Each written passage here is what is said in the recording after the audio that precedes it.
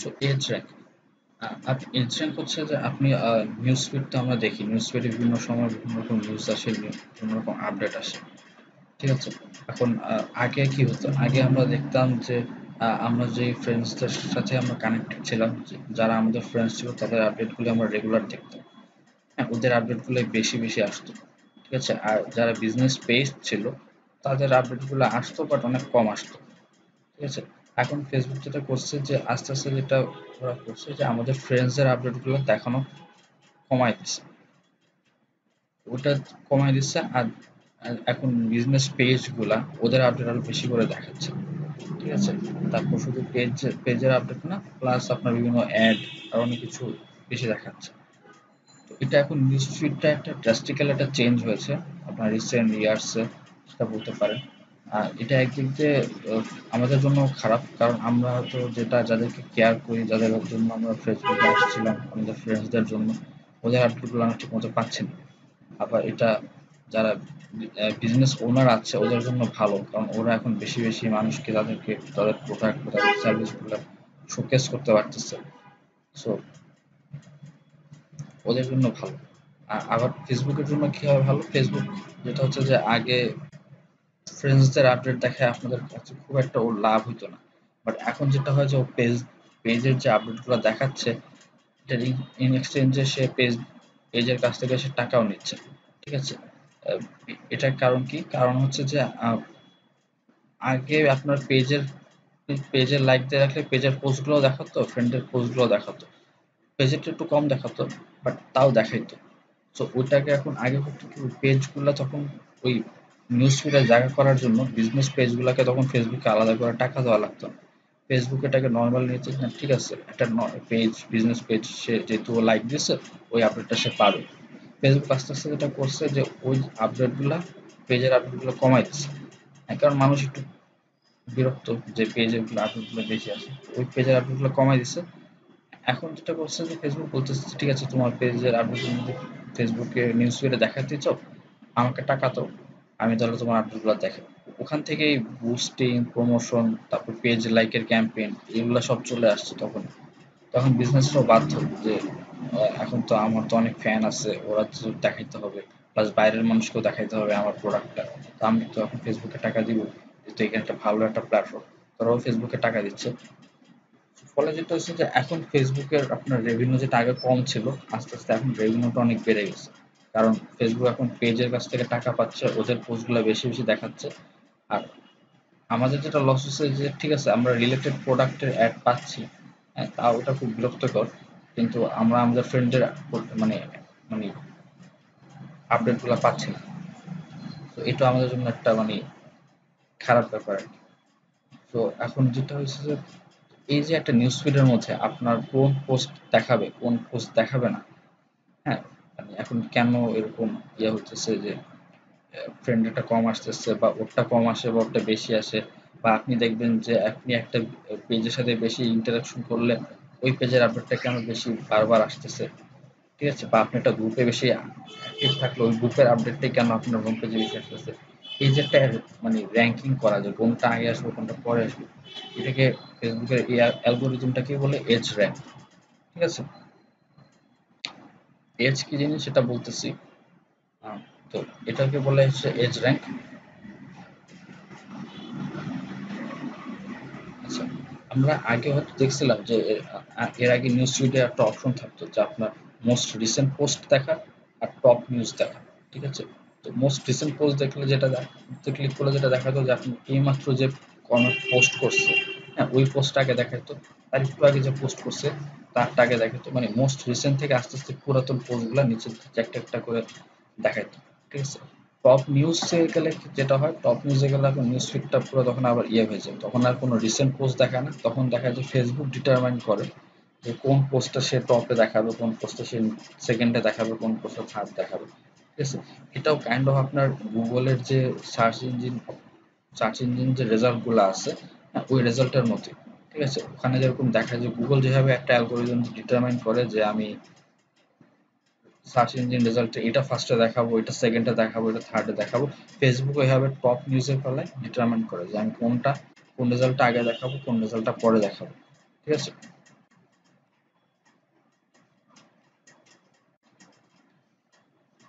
কোনটা আগে দেখাবো কোনটা পরে দেখাবো। তো এখন ওটা ডিটারমিন করার জন্য আমার এজ এজ র্যাঙ্কটা চলে আসছে, ঠিক আছে।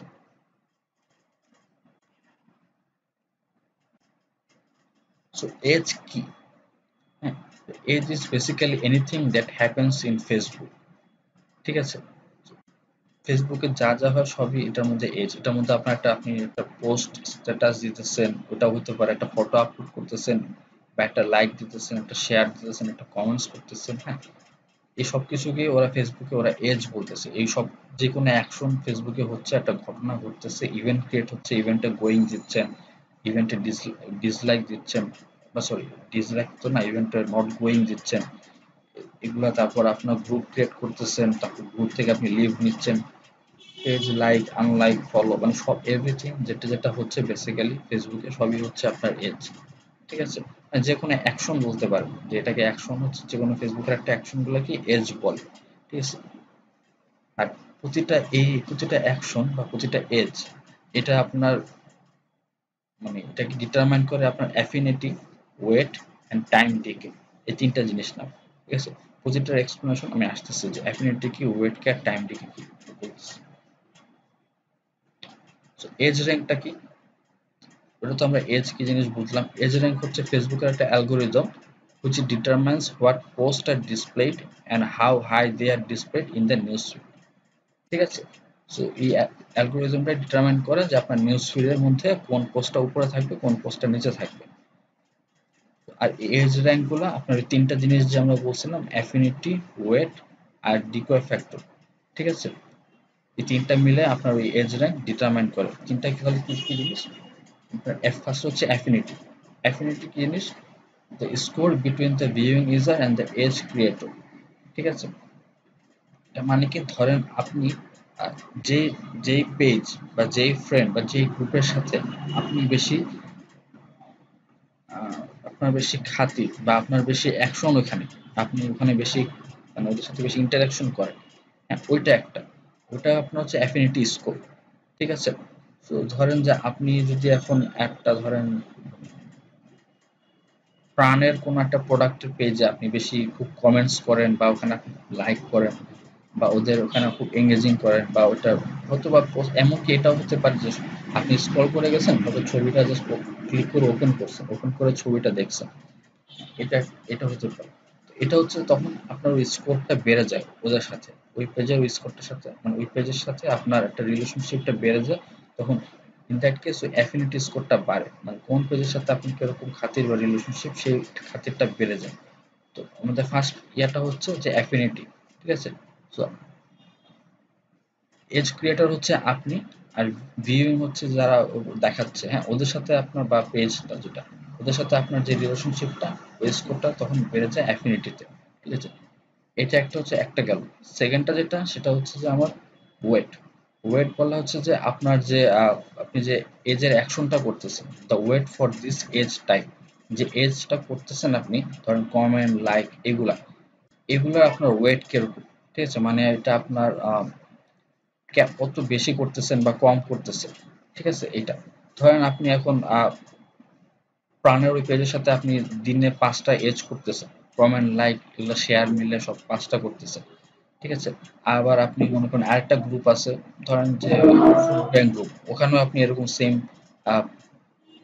ধরেন যে আপনি ওখানে 6টা করতেছেন এজ, মানে ওখানে হয়তো লাইক কমেন্ট একটা বেশি করতেছেন, তাহলে দেখা যাচ্ছে যে একটা আপনার ওখানে বেশি আছে, তখন আপনার ওই ফুড ব্যাংকের যে গ্রুপটা, ওটার আপডেটটা আপনার ওখানে আরো বেশি আসবে, ঠিক আছে। এভাবে আমরা যে ওয়েট যেটা ডিটারমাইন করি।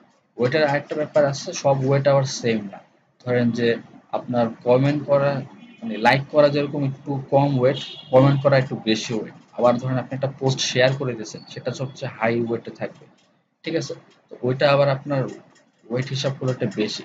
তার মানে আপনি ধরেন যে একটা বিজনেস পেজে আপনি সারাদিন লাইক দিতেছেন, বাট আপনি আপনার ফ্রেন্ডের পেজ পোস্টগুলা বা ফ্রেন্ড যে আপনার মিম শেয়ার করতেছে, ওটা আপনি বেশি শেয়ার করতেছেন, ঠিক আছে। তাহলে কিন্তু ওয়েটের দিক থেকে আপনার ফ্রেন্ডের পোস্টগুলো একটু বেশি উপরে থাকবে, ঠিক আছে। আপনি দুইটাই সমানভাবে আপনি ইয়া করতেছেন, মানে অ্যাফিনিটি আসছে আপনার, কিন্তু ওয়েটের দিক থেকে আপনারা তখন ফ্রেন্ডের পোস্টগুলো উপরে থাকবে, ঠিক আছে। তাহলে আপনার ফ্রেন্ডের পোস্ট বেশি দেখাবে, তাহলে আমার একটা হচ্ছে অ্যাফিনিটি, একটা ওয়েট, এই দুইটা একটা গেল। আর একটা হচ্ছে এখন এটা আবার ডিপেন্ড করে যে ফ্রেন্ডেরটা আসলে দেখাবে কিনা।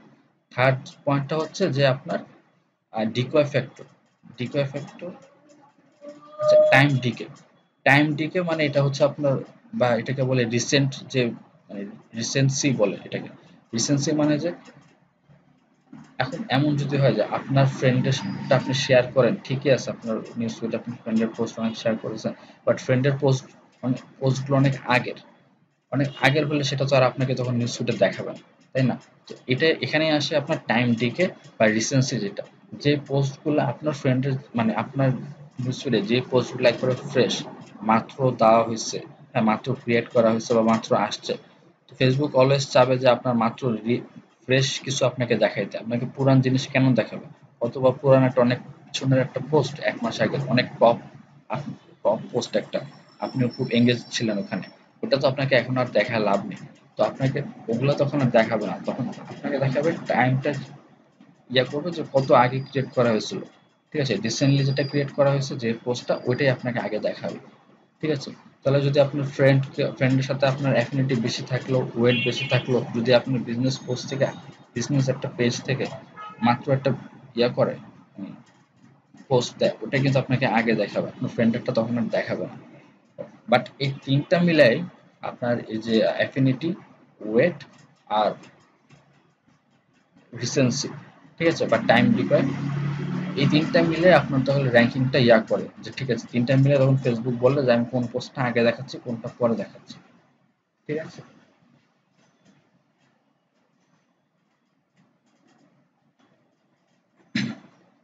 সো এটাই বললাম, যেটা এখন এখানে একটা সূত্র হিসাবে দেখা আছে। এই সূত্রটা ইউজ করে সবাই, যে ফেসবুকের আপনার edge rank equals to affinity plus weight plus time decay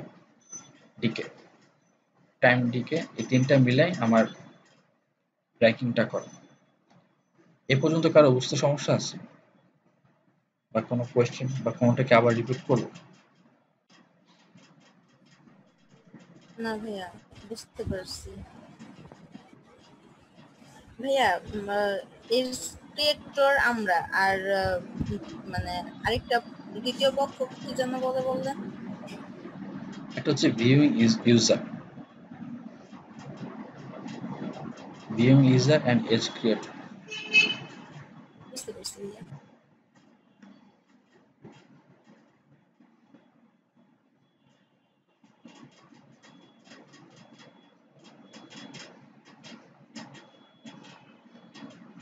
so affinity, weight আর টাইম ডিকে, বা অ্যাফিনিটি বলতে গেলে আপনার রিলেশনশিপ, ওয়েট হচ্ছে ভারী কোনটা, কোন অ্যাকশনটা ভারী, আর টাইম ডিকে হচ্ছে কোনটা রিসেন্ট বা কোনটা আগে। সব মিলে আমার তখন নিউজ ফিডে টপ নিউজগুলো ওরা সাজায় আমাকে শো করে। ঠিক আছে, তো এখন আপনি বলতে পারেন যে কিভাবে তাহলে আমি এজ র্যাঙ্ক আপনি অপটিমাইজ করবেন। আপনি যদি বিজনেস পেজ চালান, তাহলে আপনি আপনার বিজনেস পেজের জন্য আপনার এজ র্যাঙ্কটা আপনি কিভাবে অপটিমাইজ করবেন? প্রবলেম হচ্ছে আগে ফেসবুক বিজনেস পেজের পোস্টগুলো এমনিই দেখাইতো, ঠিক আছে, মানুষকে এমনিই দেখাইতো, টাকা পয়সা দেওয়া লাগতো না, আপনি এটা পোস্ট করতেন, আপনি এমনি দেখতে পারতেন। এটাকে বলে অর্গানিক রিচ। হ্যাঁ, অর্গানিক মানে তো আমরা জানি অর্গানিক ফুড বলে, অর্গানিক খাবার বলে। অর্গানিক মানে হচ্ছে ন্যাচারাল যেটা, তো অর্গানিক রিচ মানে ন্যাচারালি আপনার পোস্টের, আপনার পেজের আপডেটগুলা আপনার ফ্যানরা দেখতে পারতো। ঠিক আছে, ফেসবুক এটা আস্তে আস্তে কমে নিয়ে আসছে, এখন এটা আপনার 2%-এরও কম। 2%-এর কম মানে আপনার পেজে যদি ১০০ জন লাইক থাকে, হ্যাঁ ১০০ জন আপনার পেজ যদি লাইক দেয়, তাহলে তার মধ্যে মাত্র ২ জন তাদের নিউজ ফিডে আপনার ওই পেজের একটা পোস্ট দেখতে পারবে। তাহলে মানে চিন্তা করে দেখেন যে মানে ৫০,০০০ লাইকও যদি থাকে, তার মানে তাহলে কিন্তু খুব কম, মানে আপনার মাত্র ৫০,০০০ লাইক থাকলে আপনার এখানে মনে হয় ২,০০০-এর মতো দেখতে পারবেন। মানে ৫০,০০০-এর 2% কত? যেটা হয় ওটি।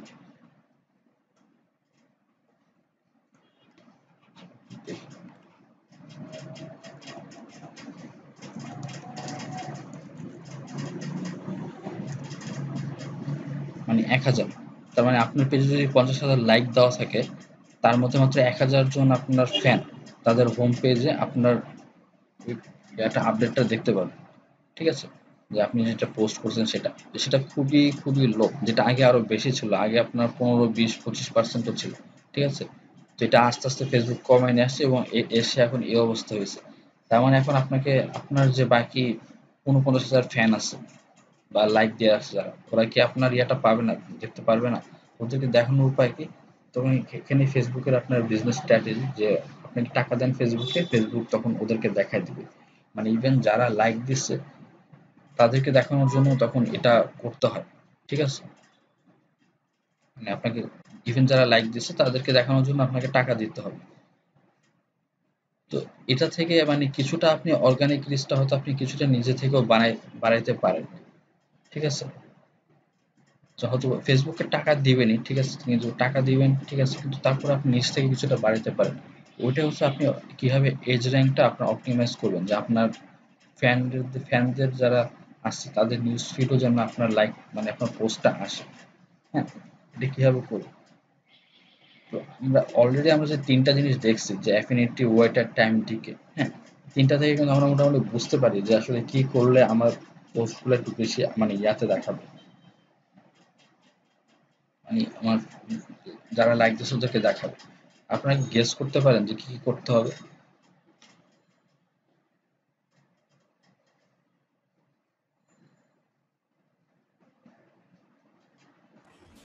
না স্যার। মানে ফার্স্ট যেটা, রেগুলার পোস্ট দিতে হবে, হ্যাঁ, তারপরে রেগুলার নির্দিষ্ট রেগুলার পোস্ট দিলে হচ্ছে যে আপনার যে ৩ নম্বর পয়েন্টটা টাইম ডিকে, ওইটা আপনার কভার হবে। তাহলে আপনার রিসেন্ট পোস্ট হিসাবে দেখানো যাবে। হ্যাঁ, তারপর তারপরে শেয়ার করতে হবে।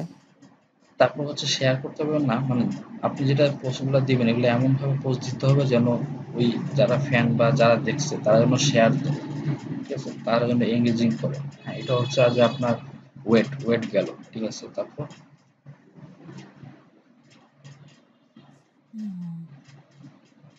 ফার্স্ট হচ্ছে অ্যাফিনিটি বাড়াইতে হবে। অ্যাফিনিটি মানে রিলেশনশিপ বাড়াইতে হবে আপনার হ্যাঁ, পোস্টের সাথে। রিলেশন কমিউনিকেশন বাড়াতে হবে আর কমিউনিকেশন, কি। এটা কিভাবে বাড়াবেন? এমন সব পোস্ট দিবেন যেন মানুষ এখানে আপনার রেগুলার ওখানে আপনার লাইক কমেন্টস করে। হ্যাঁ, ওরা যেন এটা আপনার একটা কিছু একটা করে আপনার এখানে, ঠিক আছে? তাহলে আপনার কিছু একটা যখন করবে তখন আপনার পেজের পোস্ট এমনি দেখাবে সবসময় ওদের নিউজ ফিডে, ঠিক আছে? সো ৩টা জিনিসই আমাকে এখান থেকে কভার করতে হবে। আমি যেটা এখানে বলতেছি যে keeping your post short and engaging. হ্যাঁ, আমার পোস্ট যদি এঙ্গেজিং হয় তাহলে মানুষ ওখানে অবশ্যই আপনার লাইক কমেন্টস দিবে এবং শেয়ার বাড়বে এবং ওটা তখন তাদের সাথে একটা মানে কমিউনিকেশন হইলে ওই পেজের পোস্ট তখন তারা এমনি দেখবে, ঠিক আছে? তো এঙ্গেজিং করার জন্য আপনি যেটা করতে পারেন যে পিকচার দিয়ে পোস্ট করতে পারেন, বা আপনি হয়তো বা লাস্টে কোনো পোস্টের মধ্যে পোস্টের মধ্যে লাস্টে কোয়েশ্চেন করতে পারেন। হ্যাঁ, যখন কিছু একটা কোয়েশ্চেন করলেন, বললেন যে হ্যাঁ আমার যেমন আছে না যে অনেক পোস্টে দেখবেন যে এটা একটা কথা ইয়া করে বলে যে আচ্ছা আপনার মতামত কি বা আপনার কমেন্টস কি, বা কমেন্টস করে জানিয়ে দিন আপনার প্রিয় খাবার কি। এরকম অনেকে বলেন না, বা মাকে নিয়ে আপনার চিন্তা ভাবনা কিরকম। এই যে দেখবেন যে পোস্টে সে একটা কোশ্চেন করে দেয়, মানুষ কিন্তু বসে বসে এগুলো কোশ্চেনের অ্যান্সারও দেয়। হ্যাঁ, বিশাল বড় বড় প্যারাগ্রাফ লেখে। আবার অনেকে এরকম কোশ্চেন হয় যে আজকে খেলায় কে জিতবে। তো এই কোশ্চেনগুলো কেন করে? কেন করে? যাতে আপনি একটা কমেন্টস করেন, ঠিক আছে? কমেন্টস করলে যেটা হয় যে তখন একটা ওদের ওয়েট বাড়ে, ঠিক আছে? আপনার সাথে ওই পেজের একটা সম্পর্ক বাড়ে, তখন ওই পেজের পোস্টগুলো আপনি এমনি এমনি দেখবেন। হ্যাঁ, ওটা হচ্ছে আপনার ওই অ্যালগোরিদমটাকে বিট করার একটা ওয়ে।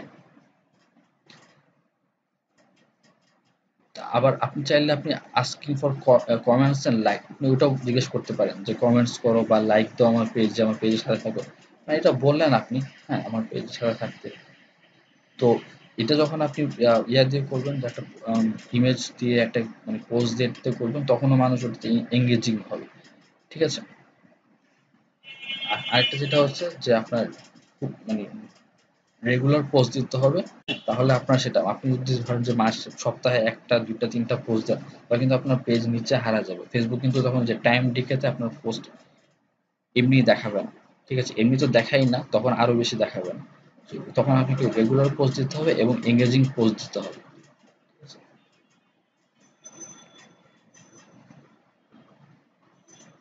এটাই হচ্ছে এর জন্য।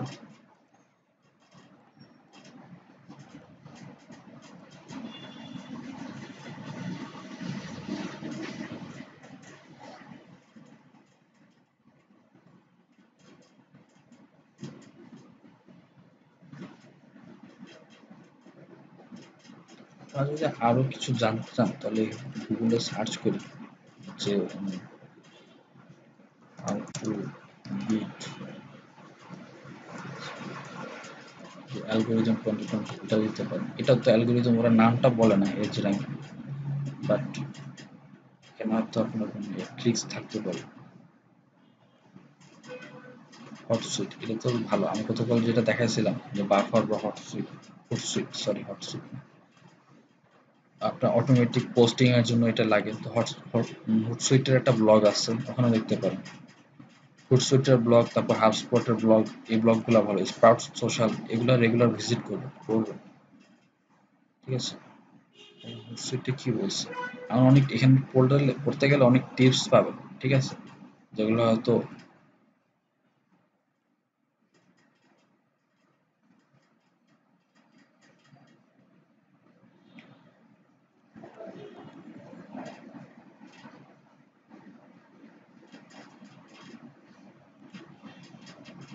পুরো হিস্ট্রি টানছে algorithm.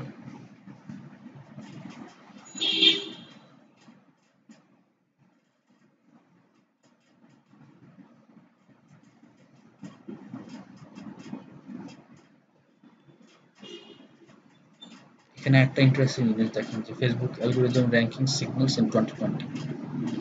The algorithm currently ranks the post each user sees in the order to based on the variety factor ranking signals.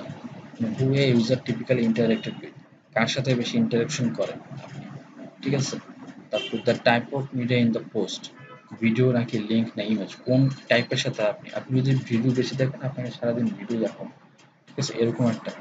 তারপর the popularity of the post, হ্যাঁ শুধু আপনার কাছে যে ভালো লাগছে তা না, মানে ওই পোস্টটা যদি আপনার বেশি পপুলার হয় ওগুলো আপনাকে দেখাবে, ঠিক আছে? তিনটা মিলায় তখন আপনাকে নিউজফিডটা ওরা সাজাবে।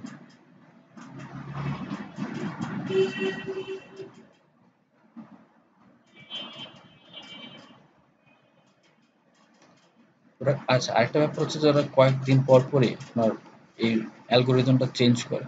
তো আপনাকে আপডেট থাকতে হবে যে নতুন কি অ্যালগোরিদম আসছে, কি চেঞ্জ করতেছে। এখানে দেখেন যে ওরা যে আপনার একটা টাইমলাইন দেখাইতেছে এখানে, হ্যাঁ, 2009-তে আপনার দেখা যাচ্ছে যে why I am seeing this post, ঠিক আছে? এটা আমরা দেখছিলাম যে একটা যে কোনো অ্যাডের ওখানে দেখা যায় আমরা কোনো একটা দেখতেছি। এটা কিন্তু এর আগে ছিল না, এটা 2019-এ লঞ্চ করছে, ঠিক আছে? 2018-তে দেখেন যে meaningful interactions update I the prioritization of post that reserve receive comments. 2018-তে ওদের একটা ছিল, অ্যালগোরিদম ছিল, যেসব পোস্ট বেশি কমেন্টস আছে ওগুলো শুধু ওরা দেখাবে, ঠিক আছে? তার মানে হ্যাঁ, যেটা এখন চেঞ্জ হয়ে গেছে। বাট 2017-তে ওরা দেখে রিয়াকশন যদি বেশি আসে তাহলে রিয়াকশনের পোস্টগুলো আগে দেখাবে। ওরা কিন্তু প্রতি বছর বছর ওদের অ্যালগোরিদম চেঞ্জ করে। শুরুতে কি দেখাতো, prioritising content based on the amount of time a user spends with it, ঠিক আছে? তার মানে আপনি একটা কন্টেন্টের পিছে যদি বেশি টাইম করেন বা একটা ধরেন একটা এগুলোর পেজে আপনি যদি বেশি টাইম স্পেন্ড করেন, ওদের ভিডিও দেখেন, ছবি দেখেন, ওটা তখন বেশি দেখায়, ঠিক আছে? তো প্রতি বছর যখন আপনাদের মানে ওদের এই অ্যালগোরিদম বা র্যাঙ্কিংটা ওরা চেঞ্জ করে, তো আপনাকে ওটা আপডেটেড থাকতে হবে। তো এবছর একটা জানলেন, নেক্সট ইয়ার এমন হয়তো নেক্সট ইয়ার না, এই বছরের লাস্টের দিকে হয়তো ওরা চেঞ্জ করে ফেলছে, ঠিক আছে? তো আপনার আপডেট থাকতে হবে যে কি আসতেছে নতুন, ওটাকে আমি কিভাবে বিট করতে পারবো, ঠিক আছে? 9 tips for working with Facebook algorithm.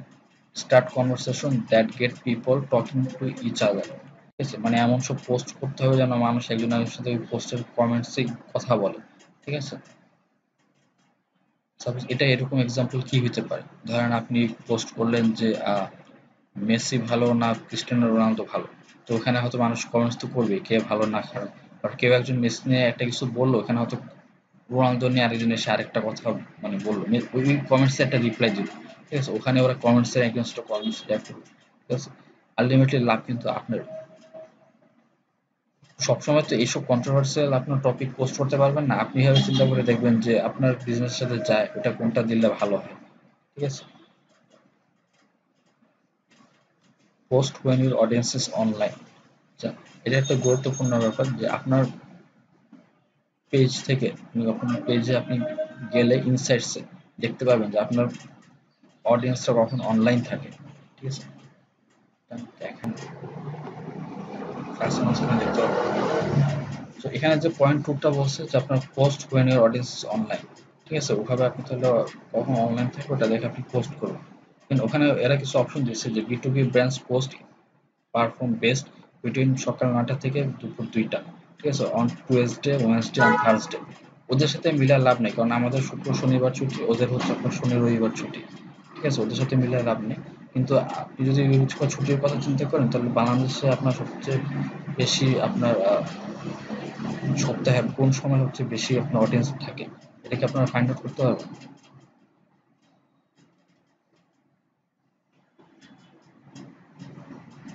হ্যাঁ, যে ধরেন যে সপ্তাহে শুক্র শনি রবি কোন সময় সবচেয়ে বেশি সময় আপনার ফেসবুকে অডিয়েন্স থাকে, এটা কি আপনি ফাইন্ড আউট করতে পারবেন, বা আপনার কি গেস মনে হয়? সন্ধ্যা থেকে 12টা পর্যন্ত। দিনে দিনে সপ্তাহে 7 দিনের কোন দিনে, কোন দিনে বেশি মানুষ ফেসবুকে থাকে বাংলাদেশ থেকে? শুক্রবারে এবং শনিবারে। ছুটির ছুটির দিনগুলোতে, ছুটির দিনগুলোতে, শুক্রবার। শুক্রবার। শুক্রবার পোস্ট করলে আপনার একটু পোস্টগুলো আপনি বেশি মানুষ দেখবে, ঠিক আছে? আরেকটা যেটা হচ্ছে যে আপনার বৃহস্পতিবারও হয়, বৃহস্পতিবার সন্ধ্যা বা রাত থেকে বা বৃহস্পতিবার দুপুর থেকেই বেশি মানুষ তখন ফেসবুকে ঢোকা শুরু করে। কারণ কি? কারণ ওই যে শুক্রবার ওরা কি করবে, শনিবার কি করবে, ওই প্ল্যানিং করতে চায়, ফ্রেন্ডদেরকে নক করে জিজ্ঞেস করে যে ভাই ফ্রি আছো নাকি, কালকে কালকে কি দেখা করা যায় কিনা, এই যে কথাবার্তা বলার জন্যই তারা তখন আবার ঢুকে, ঠিক আছে? তার মানে বৃহস্পতিবার আপনি বৃহস্পতিবার ধরতে পারেন, শুক্রবার শনিবারও ধরতে পারেন।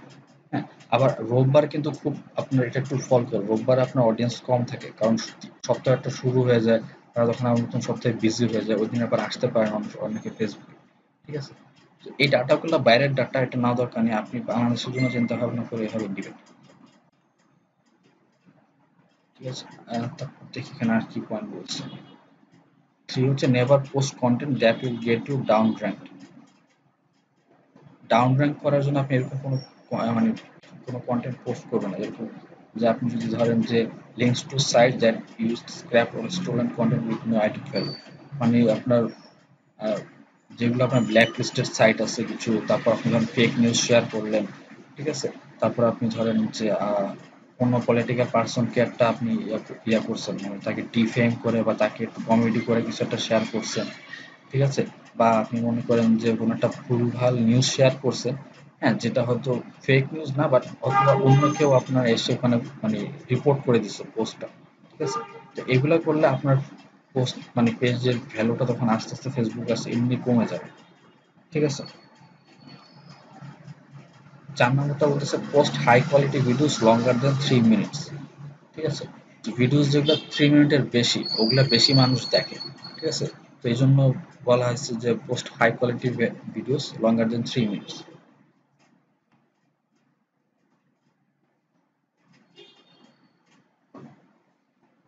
পোস্ট অফেন অ্যান্ড কনসিস্টেন্টলি, যেটা বলছেন যে রিসেন্টলি পোস্ট, ওটা মিট করার জন্য টাইম ডিকেটা মিট করার জন্য আমরা অফেনলি পোস্ট করব, এবং মানে কনস্ট্যান্টলি। ধরেন যে আমি আজকে একটা করলাম, এই যে সন্ধ্যার দিকে ধরেন মনে করেন করলাম, এরপর আপনার আর 2 দিন খবর নেই, তারপর আবার করলেন, 2 দিন যে আপনার খবর নাই, 2 দিন কিন্তু আপনার ফ্যান আপনাকে ভুলে গেছে, ঠিক আছে? ওরা কিন্তু আর পাচ্ছেন না আপনাকে, ভুলে তো গেছে, ওরা কিন্তু ওই 2 দিন কিন্তু ওরা অন্য একটা পেজের সাথে এঙ্গেজ হয়ে যাবে, কারণ ওই ওটা অন্য পেজ কিন্তু ওদের ওদের নিউজ ফিডে আবার বেশি আসবে, আপনারটা কিন্তু আসবে না, ঠিক আছে? আর কনসিস্টেন্টলি পোস্ট করার জন্য আপনার মানে ইয়েটা কি, যে উপায়টা কি, আপনি কিন্তু আপনি রেগুলার আপনি মনে করেন যে মানে জেনারেল পোস্ট দিয়ে তো আর ওটা হচ্ছে না, আপনাকে তখন কন্টেন্ট নিয়ে চিন্তা ভাবনা করতে হবে যে কত এঙ্গেজিং কন্টেন্ট বানাইতে পারে, যাতে আপনি কনসিস্টেন্টলি একটা পোস্ট দিয়ে সবাইকে এঙ্গেজ ধরে রাখতে পারেন।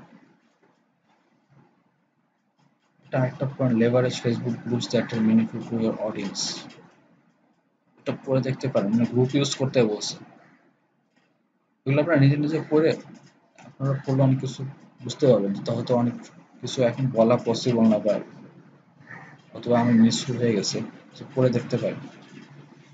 আরেকটা বলতেছে ওরা অ্যাড অ্যাড দিতে, আপনি অর্গানিক তো যাবেনই, ঠিক আছে? সাথে একটা মানে পাশে প্যারালালি কিছু অ্যাড চালাইলে ওটা একটু বুস্টিং এ কাজ করে।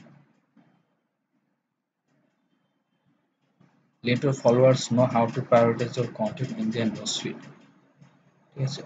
এটা হচ্ছে যে আপনি ওই যে প্রায় বলে যে আপনার পেজে গিয়ে সি ফার্স্ট দিতে, ঠিক আছে? সি ফার্স্ট দিলে তাহলে যেটা দেখা যায় যে যখন একটা পেজে গিয়ে আপনি দিবেন এই পেজের পোস্টগুলো আপনি সি ফার্স্ট করবেন, তাহলে আপনার একটা যে আপনার ফ্যান বা ফলোয়ার আছে তারা তখন আপনি যখন একটা পোস্ট দিবেন ওরা আপনার পোস্টটা তখন আগে দেখবে, ঠিক আছে? See first.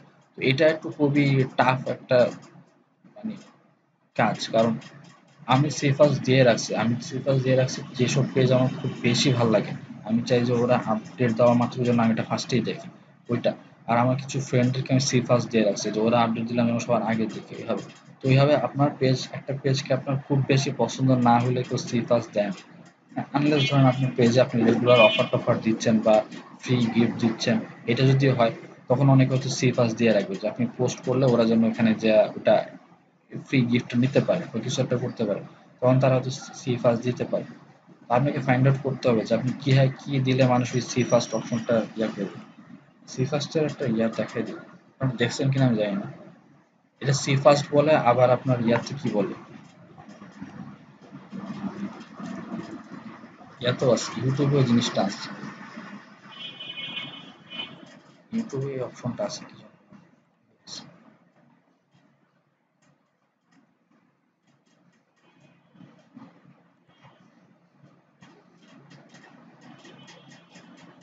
ফলোইং এ গেলে এখানে সি ফার্স্ট আছে, তাহলে union news sweet see first, তাহলে এখান থেকে পোস্ট গেলে আমি সবার আগে দেখবো। আমি যেটা দিয়ে রাখছি ডিফল্ট, মানে যখন মন চায় তখন দেখলাম আর কি, ঠিক আছে? তো সি ফার্স্ট দিয়ে রাখলাম তখন এই পোস্ট সবার আগে দেখবো।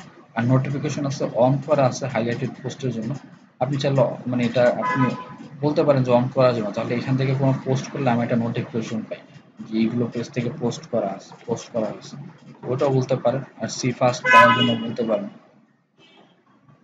এটা কাইন্ড অফ আপনাকে অনেক রিকোয়েস্ট করতে হবে এবং আপনার পেজটাকে ওরকম আসলে হইতে হবে যে মানুষজন নিজ থেকে সি ফার্স্ট দেয়, কারণ বললে তো করাটা পসিবল না।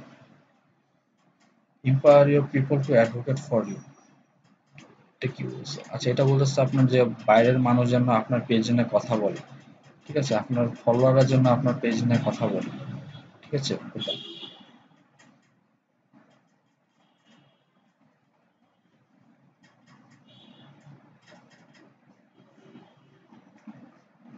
ওকে। এখানে কিছু আমরা দেখলাম যে কিভাবে আমরা একটা অ্যালগরিদমে আমাদের পোস্টগুলোকে আমরা হাই র্যাঙ্কে নিতে পারি, ঠিক আছে?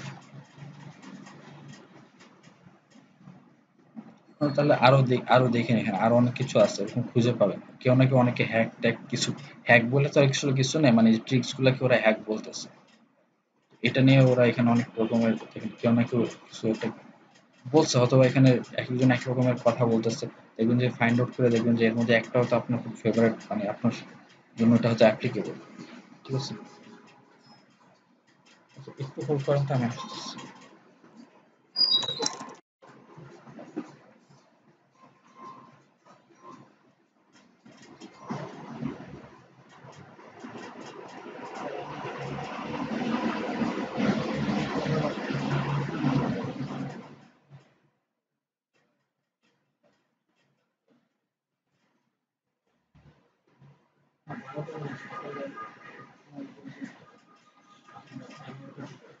এগারোটার দিকে আপনার আসতে 16-17 আসতে।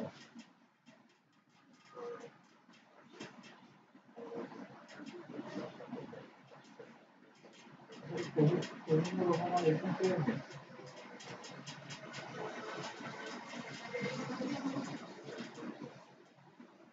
আমি দেখলাম যে বয়স্ক লোক না হয় চশমা পরা বয়স্ক লোক, আমি দেখছিলাম ছিল সে কথাটা বলেনি, ভাবলাম যে আজকে তো হচ্ছে না, আসছিল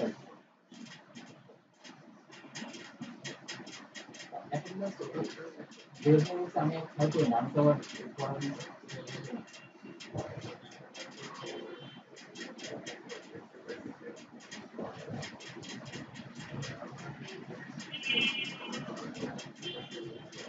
আমি বলে বলতে অসুস্থ হয়নি,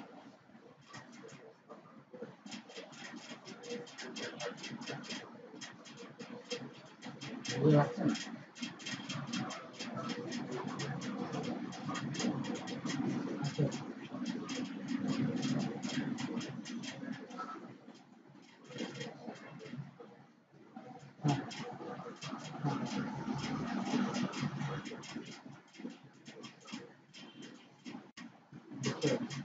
আচ্ছা ঠিক আছে, আমি ক্লাসে সুন্দর করে ক্লাস শেষে আপনাকে পাঠিয়ে দিচ্ছি।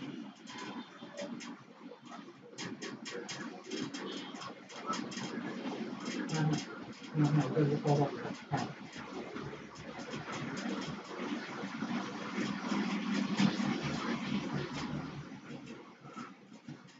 আচ্ছা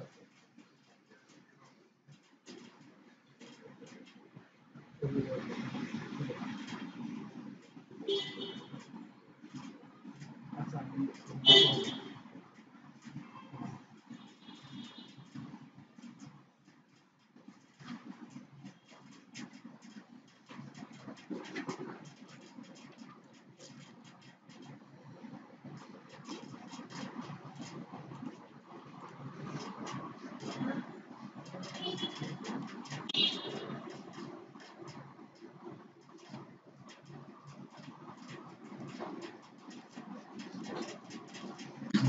আচ্ছা সরি আমার একটা কল আসছিল। তো যেটা হচ্ছে যে আমরা মোটামুটি তাহলে বুঝতে পারছি যে এজ র্যাঙ্ক কি জিনিস, এজ র্যাঙ্ককে আমরা বিট করার জন্য কি করতে পারি, এবং এটা নিয়ে হয়তো রিসেন্টলি এই অ্যালগোরিদম বা এই র্যাঙ্কিং পলিসিগুলো মান্থ ওয়াইজ বা হয়তো ইয়ারলি ওয়াইজ প্রতি ইয়ারই চেঞ্জ হয়। তো আপনাকে আপডেটেড থাকতে হবে, আপনাকে ওইভাবে অ্যাকশন নিয়ে আপনাকে ওইটা ইয়ে করতে হবে, যাতে আপনি পেজটাকে আপনি এরকম অর্গানিক রিচ বাড়াইতে পারেন। ঠিক আছে? এটা আর এটার পর কন্টেন্ট স্ট্র্যাটেজি, এটা আমরা গতকাল দেখানো হয়েছিল, এটা কন্টেন্ট স্ট্র্যাটেজিটা। আচ্ছা এটা নিয়ে আসলে তো এখন একটা কাজ করেন আপনারা সবাই, মাইক আমি ওপেন ডিসকাশন করি, ঠিক আছে? আপনারা ওই যে মাইক অন করে কথা বলেন আমার সাথে, কন্টেন্ট স্ট্র্যাটেজি নিয়ে আমরা ওপেন ডিসকাশন করি। ধরেন সামনে কোরবানির ঈদ, কোরবানির ঈদে আপনি একটা আপনার গরুর ফার্ম আছে, হ্যাঁ এখন গরুর ফার্ম আছে, যেটা হচ্ছে যে আপনার তো গরুর ফার্ম যখন ঢাকার আশেপাশে, যখন গাজীপুরে আপনার গরুর ফার্ম আছে, তো এটা নিয়ে যদি আপনাকে কোনো একটা কন্টেন্ট স্ট্র্যাটেজি বানাতে হয় যে কোরবানির ঈদ উপলক্ষে আপনি কিভাবে আপনি এটাকে মানুষের কাছে আপনার ওই যে আপনার অস্তিত্ব বা আপনার ব্র্যান্ডের ব্যাপারটা এটা কিভাবে মানুষের কাছে তুলে ধরবে, তাহলে আপনি কি টাইপের কন্টেন্ট এখানে ক্রিয়েট করবেন, মানে কন্টেন্ট স্ট্র্যাটেজিটা কি হবে? সবাই আনমিউট করেন, আনমিউট করে আইডিয়া দিতে থাকেন যে কি কি কি করবেন এখানে, কন্টেন্ট স্ট্র্যাটেজিটা কি হবে?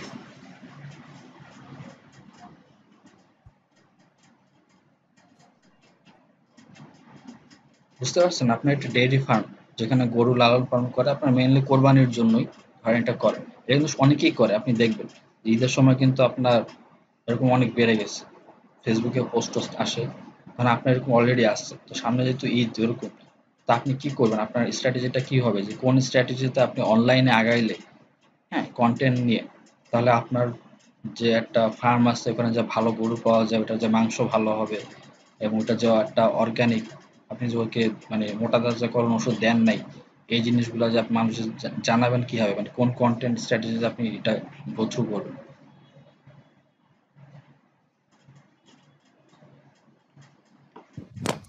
এখানে আমরা করতে পারি, ভিডিও করতে পারি, বা ভিডিও করে আমরা ফার্ম, পুরো ফার্মটা দেখাতে পারি যে এরকম আমরা এরকম করি, আমাদের গরু খুবই স্বাস্থ্য এরকম, তারপর কি কি অর্গানিক এইভাবে করতে পারি। তাছাড়া বিভিন্ন ধরনের কম্পেয়ার করতে পারি অন্য ফার্মের থেকে, ওই ফার্মে আমাদের কেন ভালো ওই সম্বন্ধে বলতে পারি। আচ্ছা, মানে ভিডিওর কথা আহ, আপনিও বলতেছেন, তারপর শাওন ভাইও বলতেছে এখানে ভিডিওর কথা, যে ভিডিও করতে হবে। ঠিক আছে, ভিডিও বুঝলাম, ভিডিওর টপিক গুলা কি? একটা হচ্ছে যে কয়টা ভিডিও করবেন, কি কি টপিকে? ভাই টপিক আমরা গুলো এরকম করতে পারি, ভাই আমরা এরকম করতে পারি যে আমরা সরাসরি না বললাম যে আমাদের গরুটা ভালো, আমরা জাস্ট একটা গরুর স্বাস্থ্যকর, কিভাবে স্বাস্থ্যকর ভাবে রাখা যায়, পালন করা যায়, বা আমাদের ফার্মে কি কি স্বাস্থ্যবিধি মানা হচ্ছে, বা ঈদের জন্য কিভাবে একটা গরু মানে অর্গানিক উপায়ে আমরা করতেছি, তৈরি করতেছি, এই বিষয়গুলো সম্পর্কে আমরা অনলাইনে মানুষকে জানাইতে পারি। না বললাম যে আমরা ঈদের জন্য মানে মার্কেটিং করতেছি। বুঝতে পারছি, ইনডাইরেক্টলি বলতে চাচ্ছেন। হ্যাঁ ঠিক আছে, ফ্যান্টাস্টিক। স্যার আপনার ইসের জন্য এটা করা যায়, যেমন আপনার গরুর ছবি দিয়ে তারপর গরুটা কিরকম কি আপনার ডিসক্রিপশন ফুল মোটা তাজাকরণ হয় না, এটার ভিতরে কোনো মানে দেশি গরু এরকম, আমাদের এখানে দেশি গরু এটাই বেশি মানুষ যেটা চায়, আচ্ছা আপনার বিদেশি থেকে দেশি গরুর এক্সপেকটেশনটা বেশি, এর জন্য ওই অনুযায়ী যদি একটু আপলোড দেওয়া যায়। আচ্ছা ঠিক আছে। একজন বলছে কাস্টমার রিভিউর কথা, শাওন ভাই, সাদিকুল আলম শাওন বলছে কাস্টমার রিভিউ। কাস্টমার রিভিউ আপনি মানে কিরকম কাস্টমার রিভিউ দিবেন? কারণ আপনার তো মানুষ এখনো গরু ওই হয়তো কিনে নেই, তাহলে ভাই কিছু পেড রিভিউ মানে একজন দুইজনকে আমি আগে মানে শুরু করার আগে যে আমি একটা প্ল্যান করব, তখন আমি একজন দুইজনকে কাছে সেল করলাম, তারপরে বলছি তাদের দিয়ে একটা রিভিউ তৈরি করলাম। আচ্ছা তো যেটা করে আচ্ছা ঠিক আছে। মানে আমরা কাস্টমারের কথা শুনতে বেশি পছন্দ হ্যাঁ করি। হ্যাঁ ঠিক আছে, গ্রেট। তারপর তারপর একটা ব্র্যান্ড অ্যাম্বাসেডর বা যে এই লাইনে যে এই ধরনের বাংলাদেশে মানে হ্যালো, পশু পাখি অথবা কৃষি খামার নিয়ে তাকে ব্র্যান্ড অ্যাম্বাসেডর করলাম, হ্যাঁ তাকে দিয়ে আমরা ভিডিও আরেকটা করালাম। কাজ করতে পারি। হ্যালো, হ্যাঁ, তহিদুর রহমান ভাই বলছেন? জি জি, আমি তৌহিদুর রহমান বলছিলাম। আমরা আরেকটা কাজ করতে পারি, সেটা হচ্ছে পাবলিসিটির জন্য। সেটা হচ্ছে টোটালি আমরা আমরা যে নর্মালি গরুদেরকে বিভিন্ন ধরনের সার বা কীটনাশক বিভিন্ন ধরনের জিনিস খাওয়াই, এইগুলো বাদ দিয়ে আমরা টোটালি অর্গানিক যে সমস্ত খাবারগুলো গরুদের জন্য, যে সমস্ত সেই জিনিসগুলো টোটালি যদি আমরা সবকিছু অর্গানাইজ করে, ইনফরমেশন গুলো অর্গানাইজ করে, সেগুলো অনেক সুন্দরভাবে যদি আমরা প্রেজেন্ট করি, তাহলে সেগুলো অনেক ভালো হবে আমার মনে হয়।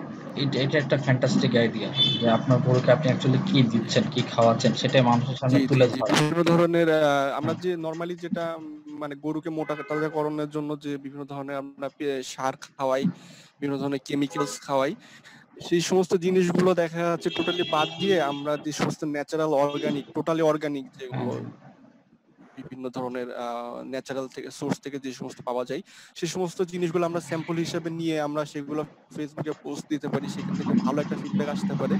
কারণ বর্তমান সময়ে মানুষ দেখা যাচ্ছে খরচের বিষয়টার চাইতে স্বাস্থ্যগত বিষয়টা বেশি প্রায়োরিটি দেয়।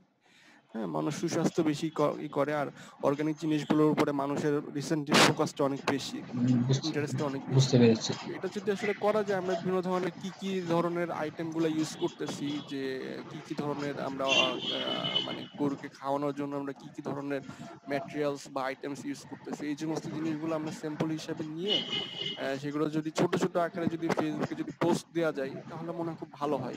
এটা ভাই আমাদের ভিডিও এটার থাকবে এটার টপিকটা। সাইডে আমরা না, এটা স্টিল পিকচার হতে পারে, স্টিল পিকচার হতে পারে। এটার সাইডে আমরা এটাও শেয়ার করতে পারি, ধরেন যে আমি যেহেতু গরু লালন পালন করতেছি, আমি কিন্তু গরু এক্সপার্ট, ঠিক আছে? তো আমি আমার এক্সপার্টিস দেখানোর জন্য আমরা বলতে পারি যে গরুকে এই খাবারটা দিলে গরুর স্বাস্থ্য ভালো হয়, বা গরুকে এর কোন খাবারটা দেবো, আমি কিন্তু ভালো খাবারই দেখাবো। আমি বলবো যে এরকম স্বাদ এই ঘাস বা এই ভুসি, বা ভুসি হয়তো ৩ রকমের আছে, আমি বললাম যে এই ১ রকমের ভুসিটা দিলে গরুর জন্য এটা ভালো, এটা গরু তখন আপনার সাইড এফেক্ট কম হয়। কারণ আমি কিন্তু একটা এক্সপার্টিস হয়ে আমি যখন টিপস দেবো মানুষকে, অন্যান্য যারা গরু চাষ করে, গরু যারা লালন পালন করে, তারাও কিন্তু তখন আমাকে ফলো করবে, দেখাবে। আর আপনি কার কথা শুনবেন মার্কেটে? যে একজন এক্সপার্ট তার কথাই তো শুনবেন, তারটাই তো আপনি নেওয়ার চেষ্টা করবেন। এইভাবে আপনি তো আপনাকে এক্সপার্ট হিসাবে দেখাইতে পারেন।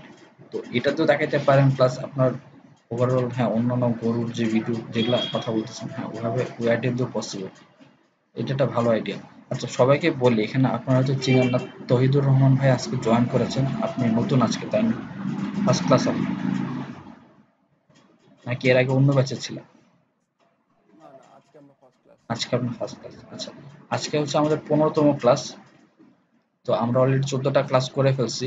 আর শনিবার সকাল 11টার সময় আপনার যে আমি যে সিলেবাসটা খুলে রাখছি পিডিএফ, ওইটার মধ্যে গত 11টা ক্লাস নিয়ে, প্রথম 11টা ক্লাস নিয়ে শনিবার সকাল 11টার সময় একটা কুইজ হবে, ঠিক আছে? সো একটু অ্যাটেন্ড করার চেষ্টা করেন, যতটুকু পারেন করেন। আর এখানে যে আপনার টপিকগুলো লেখা আছে না, এগুলোর উপরে আমাদের কোয়েশ্চেন অ্যান্সার হবে, এমসিকিউ থাকবে, হয়তো শর্ট অ্যান্সার লেখা লাগতে পারে। তো ওটাতে একটু পার্টিসিপেট করে নাকি। আর এমনি এখন যেহেতু অলরেডি দেরি করে শনিবার ফেলছেন, কটার সময়? শনিবার সকাল 11টায়। আচ্ছা, ঠিক আছে। এমনি যেহেতু অলরেডি অনেক ইয়ে করে ফেলছেন, যে অনেক কিছু মিস করে ফেলছেন, তো এটা এখন কভার তো আর করা পসিবল না, যতটুকু পারেন নিজে দেখে নিন, ঠিক আছে? জি জি ভাইয়া কি ঠিক আছে। করতেছেন এখন? মানে আপনি মানে হ্যালো, ভার্সিটিতে পড়েন না জব করেন বা?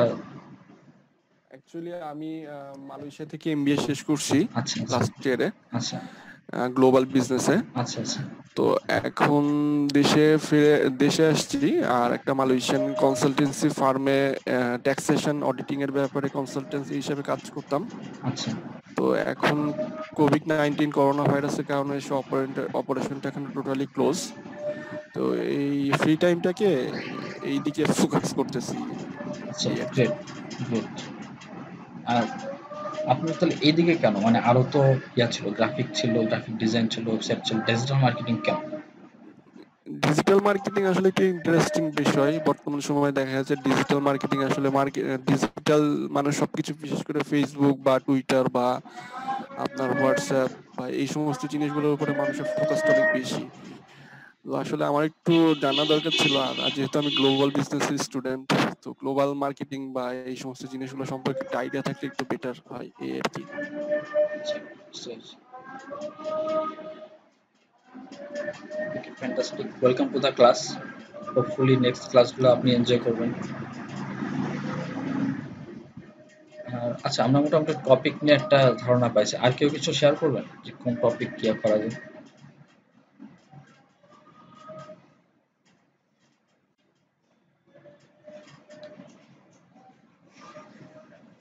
আর কারো মাথায় কিছু আসতেছে না? চিন্তা করলে আসবে। আপনার কম্পিটিটর যদি দেখেন, বাইরের দেশ যদি ফলো করেন যে অন্য দেশের মানুষরা কি করতেছে, ওখান থেকে তো কোনো একটা আপনার মাথায় আইডিয়া আসতেও পারে, ঠিক আছে? এটা গেল আপনার টপিক নিয়ে। আপনি এরপর যদি বলেন যে আপনি হ্যাঁ ভিডিও বলছেন, আমি এটা তো মানে কমন বুঝে যায়, হয় ভিডিও করবেন না হলে আপনি ইয়া করবেন, ইমেজ দিবেন, এটা আপ টু ইউ, যেটা আপনি করতে পারেন। কিন্তু আরেকটা পয়েন্ট হচ্ছে যে এই জিনিসগুলা, এই টপিকের এই ভিডিওগুলো আপনি কোথায় শেয়ার করবেন, বা এই কন্টেন্টগুলো কোথায় শেয়ার করবেন, কোথায় আপনি কোন প্ল্যাটফর্ম চয়েস করবেন, এটা নিয়ে বলেন আপনি।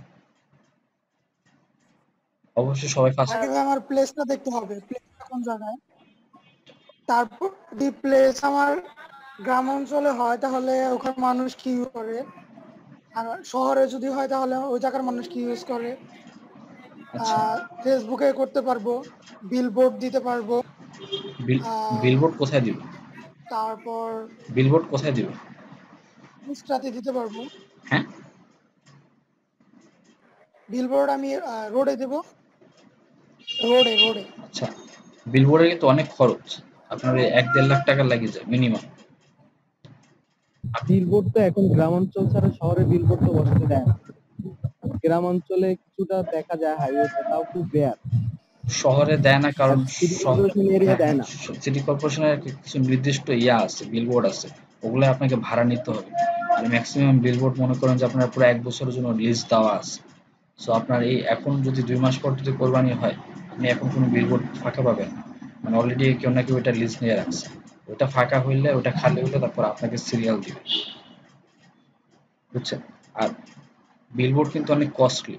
আপনি চিন্তা করে দেখেন, 1-1.5 লাখ টাকা যে আপনি বিলবোর্ড ওখানে দিচ্ছেন, 1-1.5 লাখ টাকা কোনো জায়গায় খরচ করলে কি এর থেকে ভালো রিটার্ন আসবে না? আমি এই জন্য বলতেছি না যে গরুর ফার্মের বিলবোর্ড কেউ দেয় না বা আমরা দেখিনি কখনো দিতে, এটা না। আপনি দিলেন সবার আগে, দিয়ে আপনি একটা হাইপ সৃষ্টি করলেন, ঠিক আছে? বিলবোর্ডটা গরুর হাটে বা যেখানে হওয়া সম্ভাব্য হাটে জানাবে হবে, বা ওখানে ব্যানার থাকে, ওখানে বিলবোর্ড আকারে ছোট ব্যানার দেওয়া আছে। আচ্ছা, আর আমার জিনিসটা জানানোর জন্য ভাই আমি মেসেজ মানে আমার লোকাল এরিয়া ভিত্তিক যে মেসেজ সিস্টেম, আমি মেসেজ করেও সবাইকে মেসেজের মাধ্যমে দিতে পারি, যেটা প্রত্যেকের ফোনে যাবে। কেউ যে ফেসবুক ইউজ করতেছে সেও পাবে, যে ফেসবুক ইউজ করতেছে না সেও পাবে, যে অন্য কোনো সোশ্যাল মিডিয়া নেই সেও পাবে এই জিনিসটা। আপনি নাম্বারগুলো কালেক্ট করবেন কি হয়, আপনার এলাকার নাম্বারগুলো? হ্যাঁ, এটা সিম কোম্পানির কাছে বললে ওনারা দিয়ে দেয়। ওরা এলাকা ভিত্তিক এসএমএস সব নাম্বারগুলো দিবে আপনাকে? কিছু টাকা লাগে, আমরা যখন কোনো উইশ জানানোর জন্য, পলিটিক্যাল কোনো উইশ জানানোর জন্য যখন আমরা অ্যাপ্লাই করি তখন ওরা যেমন আমাদের মেয়র জাহাঙ্গীর আলম উনি যখন করে উনি ওনার শুভেচ্ছা বার্তা উনি সবসময় এইভাবে দেয়। আমাদের লোকাল কিছু পলিটিশিয়ান আছে ওনারা এইভাবে দেয়। আমাদের একটা হাট হয়, আমরা হাটের মধ্যে এইভাবে দিই। আচ্ছা, হ্যাঁ এটাও করা যায়। এটাকে আপনি যে এসএমএস মাস্কিং বলে যেটা, এটাও করা যায়। এটা কি ডিরেক্টলি টেলকোর কাছে যাইতে হয়? জি ভাইয়া, এটা কি ডিরেক্টলি টেলকোর কাছে, মানে ডিরেক্টলি আপনি অপারেটর কাছে যেতে হয়? এটা কিন্তু অপারেটর কাছে যেতে হয় নাকি আমি জানি না আসলে। জি জি অপারেটর এখানে একটা আছে যেটা আমাদের আমরা নিজেদের ভাবে কালেক্ট করে যেগুলো হয় সেগুলো, আর যেগুলো আমরা নিজেরা পারি না, মানে আমার একটা জোন ভিত্তিক লাগবে, তখন আমরা অপারেটরের কাছে বলবো। বুঝতে পারছি, বুঝতে পারছি। আচ্ছা, ঠিক আছে। এটা আমি যেটা জানতাম যে এটা কিছু আপনার ইয়া আছে, আপনার কিছু দালাল টাইপের আছে। দালাল বলতে খুব খারাপ বাংলা, আপনার মিডিয়া টাইপের আছে। হ্যাঁ, ওরা আপনার এরকম এই এসএমএস এর কাজগুলো করে। তো ওরা ওদের সাথে হয় কি, মানে ওরা সবগুলো টেলকোর সাথে সম্পর্ক থাকে ওদের। তো আপনি যদি টেলকোর কাছে যান, ধরেন আপনার গ্রামের কোনো কাছে যেতে হবে, রবির কাছে যেতে হবে, বাট ওদের কাছে গেলে ওরা তখন ওরা সবার সাথে কানেক্টেড। তো ওদেরকে বললে, আমি একবার না, আমি কয়েকবার করছিলাম অফিসে থাকার সময়। তো ওরা এটা পার এসএমএস ওরা মনে হয় আপনার 20 পয়সা বা এরকম করে চার্জ করে আর কি। ওরা আপনাকে ওই এরিয়া বলে দিলে, নাম্বার বলে দিলে ওভাবে ওরা এসএমএস করে দেয় এটা। বাট আমি এটা জানতাম না যে আপনি ডাইরেক্টলি টেলকোর কাছে যেতে পারেন।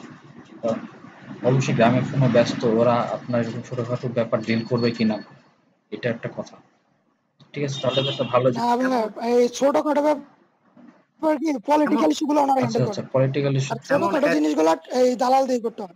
বুঝতে পারছি। হ্যাঁ, পলিটিক্যাল ইস্যু হলে ঠিক আছে। যখন যদি একটা পলিটিক্যাল পাওয়ার থাকে তখন অবশ্যই গ্রামীণ ফোন এটাকে দেখবে, ওরা এটাকে এসএমএস পাঠাবে জাস্ট। আর না হলে হ্যাঁ, ওঠাবে, আপনি উহাটাও করতে পারেন, এটা একটা ভালো আইডিয়া। আপনি এসএমএস করে বলতে পারেন আপনার হাটের কথা বা ডেইরি ফার্মের কথা। ঠিক আছে, এসএমএস হইলো, ফেসবুক হইলো, বিলবোর্ড। ঠিক আছে, বিলবোর্ড কাজন বলছে হাটের এখানে বিলবোর্ড। ধরেন আপনার ডেইরি ফার্ম, তো আপনি ডেইরি ফার্মের গরু কিন্তু ইজিলি হাটে নিয়ে যায় না। এটা ডেইরি ফার্ম থেকে অনেকে সেল করার চেষ্টা করে। হাটে নিলে ভালো। হাটে নিলে আপনি বিলবোর্ড কেন আবার হাটে দিবেন? বিলবোর্ডে কিন্তু আলাদা হাট থাকে, মানে হাটে কি আলাদা বিলবোর্ড থাকে? আর আপনি মানে হাটের পাশাপাশি যেমন কিছু জায়গার মধ্যে ভ্রাম্যমাণ ভাবে দেওয়া যেতে পারে। মানে আচ্ছা আমার ঠিক আছে, একটা ফার্ম আছে, মানুষকে জানানো দরকার। বুঝতে পারছি। ইউটিউবেও তো দেয়, অনেকে ইউটিউবে ভিডিও করে ছাড়ে। হ্যাঁ, ইউটিউবে আপনি চ্যানেল করে, হ্যাঁ এটা একটা ভালো। ইউটিউবে আপনি চ্যানেল করে আপনার ফার্মেরই একটা চ্যানেল করলেন, ওখানে আপনি ভিডিও করে হ্যাঁ আপডেট দিচ্ছেন। ঠিক আছে, আমরা যেরকম মোবাইলের রিভিউ দেখি না, মোবাইল হাতে নিয়ে বলতেছে এই মোবাইল ভালো, এই মোবাইল খারাপ, এরকম। তো আপনি এরকম প্রতিটা গরু হাতে হাতে নিয়ে গরু দেখায় বলতেছেন, ওইটা করতে পারেন। ঠিক আছে, ওই ভিডিওটা আপনি ইউটিউবে দিতে পারেন, ফেসবুকেও দিতে পারেন। এই দুটো প্ল্যাটফর্ম কভার হলো। আর আর কি আছে?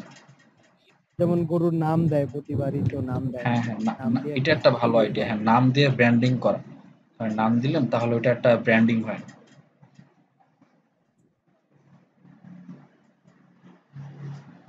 আচ্ছা, আরেকটা যেটা হচ্ছে যে আমি যেটা দেখছি যে আপনার তো করে বিক্রয়.com-এও আপনার পোস্ট করে অনেকে।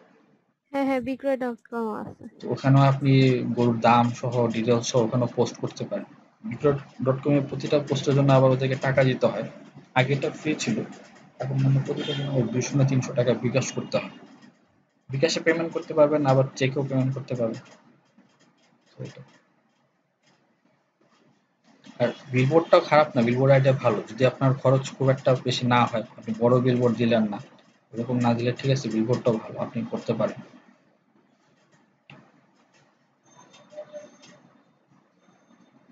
তাহলে আর কোনো প্ল্যাটফর্ম নেই ডিজিটালে যাওয়ার মতো?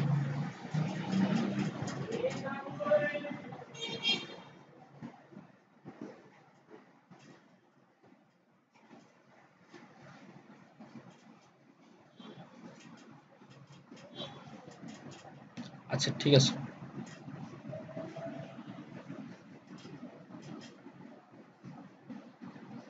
ইউটিউব, ফেসবুক আর বিক্রয়.com এগুলাতেই বেশি দেখছি, বাকিগুলা এত দেখা হয় না। এগুলার মধ্যে আর কি বেশি অ্যাড দেয় গরুর, বা বিভিন্ন অন্য খামার টামার মাছ চাষ করে যে।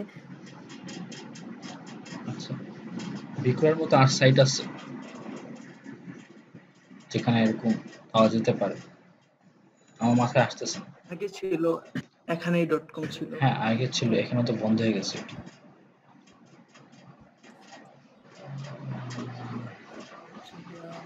এটা আছে। আমার এখন মাথায় আসলো আর একটা, আপনি এইরকম একটা পোস্ট বা কন্টেন্ট বানাতে পারেন যেহেতু এখন করোনার সময়, আপনি বলতে পারেন যে আপনি এরকম যে ক্রেতা সে গরু দেখবে বাসায় বসে, ভিডিওতে দেখুক বা ভিডিও কল করে দেখুক বা যেভাবে হোক, বা ছবি দেখুক, ভিডিও গরু দেখে সে পছন্দ করবে, এবং যেহেতু তাকে এটা আপনি এখন ডেলিভারি দিলে তার বাসার গ্যারেজে এনে তাকে এটা মানে জবাই করতে হবে, প্লাস আপনার অনেক মানুষের সাথে তাকে তখন এঙ্গেজ হতে হবে, যেটা হয়তো অনেকে চাইবে না। তো আপনি এরকম একটা সার্ভিসের অফার দিতে পারেন যে গরু পছন্দ হলে আমরা আমাদের ফার্মে ওটা জবাই করব, জবাই করে ওটা মাংস সার্চ করে এই সব এক ভাগ যদি মানে গরিবদেরটা যদি বলেন গরিবদেরটা দিয়ে বাকিটা আপনাকে আমি প্যাকেট করে সুন্দর করে প্যাকেট করে আপনার বাসায় পাঠিয়ে দেবো, যেভাবে যেভাবে বলবেন হাড্ডি একসাথে মাংস আলাদা এরকম করে এটা করতে পারেন।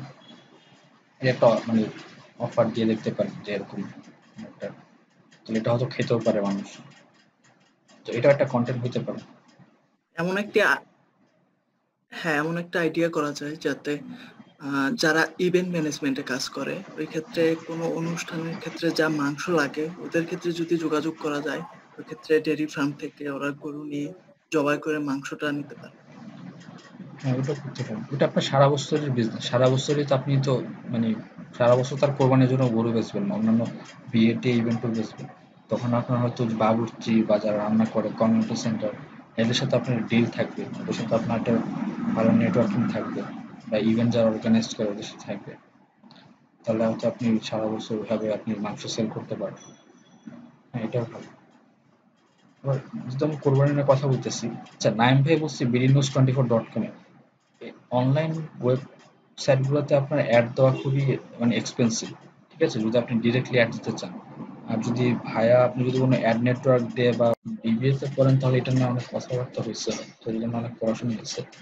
সেলস ফানেল আপনার হচ্ছে যে একটা ফানেলের মতো, ফানেল তো চিনেন, চোঙ্গা আর কি, ফানেলের মতো যেটা দিয়ে আপনার মানে আপনি একটা মানুষকে, স্ট্রেঞ্জার মানুষ, পরিচিত অপরিচিত মানুষ যাকে আপনি ঢুকাবেন, ঢুকে ওখান থেকে আপনি তার কাছ থেকে আপনি মানে একটা সেল বা একটা কিছু করে একটা অ্যাকশন করে যেটা আপনার লাভ হবে, ওটা দিয়ে ওটা ওটা করে ওটাকে ওখান থেকে বাইর করবে, ঠিক আছে, ফানেলের মতো ওটাকে একটা সেলস ফানেল বলা যায়, ঠিক আছে। যদি সেলস ফানেল যদি একটু মানে ভালোভাবে যদি সংজ্ঞা দিতে চান তাহলে what is sales funnel? The sales funnel is each step that someone has to take in order to become your customer. তো আপনার কাস্টমার হওয়ার জন্য ওকে যে যে স্টেপ গুলা পার করে আসতে হয়, হ্যাঁ সেটাই হচ্ছে আপনার সেলস ফানেলের মধ্যেই, ফানেলের মধ্যে সে যায়, বা ওই প্রসেসটাই হচ্ছে সেলস ফানেল, ঠিক আছে। কাস্টমার হওয়ার জন্য আপনাকে কি করতে হবে? সব সময় যে আপনার কিছু কিনতে হবে তাও না, ঠিক আছে। আপনার যে কোনো ধরনের অ্যাকশন সে করতেছে, ধরেন আপনি এখন আপনার এখন ব্যবসাটা এরকম যে আপনি চাচ্ছেন মানুষের ইমেল আইডি কালেক্ট করা, এটাই আপনার ব্যবসা। হ্যাঁ, তো আপনার কেউ যদি আপনার ইমেল আইডি আপনাকে ইমেল আইডি দিয়ে যায়, সে আপনার কাস্টমার, এখানে একটা সাকসেসফুল একটা অ্যাকশন হয়েছে, ঠিক আছে। তো ফাইনাল গোল যেটা হচ্ছে সেটা হচ্ছে আপনার কনভার্সন হওয়া, কিছু একটা করছে সে আপনার জন্য, ঠিক আছে। তো ওটা আপনার ইমেল আইডিও হইতে পারে, ওটা হইতে পারে আপনার একটা ওয়েবসাইটে ঢুকেছে, রেজিস্ট্রেশন করছে, বা আপনার কোনো একটা প্রোডাক্ট কিনছে, বা আপনাকে সে একটা সিম্পল ফোন দিছে, ফোন দিয়ে জিজ্ঞেস করছে যে ভাই এই প্রোডাক্টের দাম কত, হইতে পারে ওটাও আপনি চান, ঠিক আছে। ওটাও একটা মানে আপনার লাস্ট যে আপনার কনভার্সন বা অ্যাকশন লাস্টে যেটা ফাইনালের নিচে থাকে, ওটা হচ্ছে কনভার্সন। তো আপনি যেটা চান সেটা যেন কাস্টমারটা করতে পারে শুরু থেকে শেষ পর্যন্ত, করতে করতে প্রজেক্ট স্টেপে করে করে এটা লাস্ট পর্যন্ত আসবে, সেটাই প্রসেসটা হচ্ছে সেলস ফানেল, ঠিক আছে। এটা একটা আপনার খুব এক্সাম্পল দিই, ধরেন প্র্যাকটিক্যাল এক্সাম্পল দিই, ধরেন আপনি একটা বাটা বাটার জুতার দোকানের সামনে যে আপনি হাঁটতেছেন, ঠিক আছে, এরকম সারাদিন অনেক মানুষ হাঁটে, ঠিক আছে, ওরা হেঁটে হেঁটে পাশ দিয়ে চলে যায়, কেউ কিন্তু ভিতরে ঢুকে না, বাট কিন্তু কিছু মানুষ ডিসাইড করে যে না আমি ঢুকবো বাটার জুতার দোকানে, ঠিক আছে। তো ওরা হয়তো ওই হাঁটা যা হেঁটে চলে যাচ্ছে, তাদের মধ্যে কিছু মানুষ এসে বাটার জুতার দোকানে ঢুকতেছে, হ্যাঁ। তো কিছু দেখেন বাইরে থেকে যারা হেঁটে চলে যাচ্ছে, এটা বেশিরভাগ অনেক মানুষ, এর মধ্যে কিছু মানুষ এসে আবার ভিতরে জুতার দোকানে ঢুকতেছে। ওই কিছু মানুষ যারা ঢুকতেছে তার মধ্যে কিছু মানুষ আবার আপনার জুতা অ্যাকচুয়ালি দেখতেছে, ঠিক আছে, জুতা পায়ে দিতেছে বা ট্রায়াল দিতেছে, বা হয়তো ওখানে কোনো আপনার বাটাতে তো প্রায় আপনার ডিসকাউন্ট থাকে, তো ডিসকাউন্টের ওই জায়গাটা যে সে জুতা ট্রায়াল দিতেছে বা পড়তেছে, দেখতেছে বা কোয়েশ্চেন করতেছে। হ্যাঁ, সবাই যে তা করতেছে, ভিতরে যারা ঢুকছে তারা সবাই যে তা করতেছে তাও না, কিছু মানুষ এটা করতেছে। হ্যাঁ, আবার ওখান থেকে কিছু মানুষ ফাইনালি একটা জুতা হাতে নিয়ে সে ক্যাশ কাউন্টারের দিকে যাচ্ছে, ঠিক আছে, সে ক্যাশ কাউন্টারের দিকে যে একটা জুতা সে কিনছে, ঠিক আছে। তারা দেখেন যে রাস্তা যে মানুষগুলো হেঁটে যাচ্ছিল ওখান থেকে যে আপনার মানুষ কমতে কমতে কিছু মানুষ এটা করতে করতে লাস্টে যে এটা এসে একটা জুতা কিনছে, বাটার তখন একটা কনভার্সন হয়েছে, ঠিক আছে, বাটার একটা সেলস হয়েছে, বাটার যেটা করতে চাইছিল, বাটার জুতার দোকান ওখানে ওদের ইন্টেনশনটাই ছিল একটা জুতা সেল করা। হ্যাঁ, ও যেটা ওরা কনভার্সন করতে পারছে ওটা ওদের একটা ফানেলের মধ্যে ওরা একটা চক্র বা একটা পুরো ফানেলটা ওরা কমপ্লিট করছে। হ্যাঁ, তো ওরা এখন একটা কাস্টমার পাইছে, ঠিক আছে। এটাই হচ্ছে পুরো আপনার মানে ফানেলের যে প্রসেসটা, এটা স্টেপ বাই স্টেপ যেভাবে আসে, ঠিক আছে। এটা হচ্ছে আপনার ফাইনালটা বলতে গেলে এরকম যে আপনার ধরেন যে আপনার সোশ্যাল মিডিয়া বা ওয়েবসাইট যেখানেই বলেন বা আপনার জুতার দোকানেই বলেন, যেরকম ট্রাফিক আসে ফার্স্টে, অনেক ট্রাফিক আসে, অনেক ট্রাফিক বাইরে থেকে চলে যায়, ফানেলের বাইরে পড়ে যায়, এরা ফানেলের মধ্যেই ঢুকে, আপনি এদেরকে আনতে পারেন, ঠিক আছে। ট্রাফিক কিছু আসে, আসার পর সেটাকে আপনি লিডে কনভার্ট হয়, ঠিক আছে, যেটা হতো যারা আপনার লিড হচ্ছে তারাও যে যারা জুতা আপনার দেখতেছিল, তো জুতার প্রতি একটু ইন্টারেস্ট ছিল, জুতা হাতেতে ছিল, ট্রায়াল দিচ্ছিল, ওরা হচ্ছে আপনার লিড, ঠিক আছে। আর ওখান থেকে ফাইনালি যে লোকটা জুতা কিনছে সেটা হচ্ছে আপনার সেলস, ঠিক আছে। এই ফাইনালটার প্রসেসটা এটা আরো ডিটেলস প্রসেস আছে, এটা আপনার সব জায়গাতে, আপনার শুধু যে জুতার এখানে না, এটা সোশ্যাল মিডিয়াতে বলেন বা আপনার বিভিন্ন ওয়েবসাইটে বলেন, বা আপনার ধরেন যে আমাদের চাকরিরা যে অ্যাফিলিয়েট মার্কেটিং করে, সব জায়গাতে এরকম ট্রাফিক থেকে উনি সেলসও কনভার্ট করার চেষ্টা করেন, ঠিক আছে। আমরা ওটা সবসময় মাথায় রাখবো যে ওটা কনভার্ট করা যায়, ওখানে আমরা আরো ডিটেলস খেলা করবো। আপনার সেলস ফানেল যেটা বলতেছিলেন, সেলস ফানেল কোথায় কোথায় এক্সিস্ট করে। আপনার রিটেল স্টোর হতে পারে, যে আপনার কোনো একটা ফিজিক্যাল স্টোর হতে পারে, আপনার সেলস টিমের মধ্যে হতে পারে, কারণ আপনার এরকম 4-5 জন ব্র্যান্ডে 4-5 জন সেলস টিম আছে। হ্যাঁ, ওরাও এরকম ফানেল আপনার ওদের মধ্যে ফানেল ইয়া করে, যে একজন হয়তো আপনার মানুষের সাথে কথা বলতেছে, কথা বলে সে তাকে ইন্টারেস্ট ফিল করাইতেছে তার প্রোডাক্টটা নিয়ে, যখনই সে ইন্টারেস্ট ফিল করাচ্ছে সে হয়তো তার যে একটা কলিগ আছে যে হয়তো এটা ভালো লিড কনভার্ট করতে পারে, যে হয়তো ভালো আপনার মানে কথা বলে ওটা হয়তো প্রসেস করবে, অর্ডারটাকে প্রসেস করে সে এটা পাঠিয়ে দিবে, ওই ব্যাপারটা সে দেখবে, তার কাছে সে পাঠিয়ে দিচ্ছে, ঠিক আছে। তো এইভাবে টিমের মধ্যেও মানুষ থাকে যারা আপনার সেলসটাকে আপনার কি বলে মানে সেলসটাকে সে এটা দেখে, মানে নার্চারিং করে মানে সেটাকে আপনার বড় করে আস্তে আস্তে এটাকে সে প্রসেস করে সে আপনার টিমের মধ্যে সেটা বের করে দেয়। সেলস টিমের মধ্যে থাকতে পারে, ওয়েবসাইটের মধ্যে থাকতে পারে, আপনার ওয়েবসাইটে মানুষ আসছে, এসে ঘোরাঘুরি করতেছে, তারপর হঠাৎ করে তার একটা কিছু পছন্দ হলো, সে একটা জামা অর্ডার করে ওখানে ফোন দিল আপনাকে, ওখান থেকে সে পেমেন্ট করে, বিকাশে পেমেন্ট করে সে কিনলো, ওখানে আপনার সেলস ফানেল থাকতে পারে ওয়েবসাইটের মধ্যে।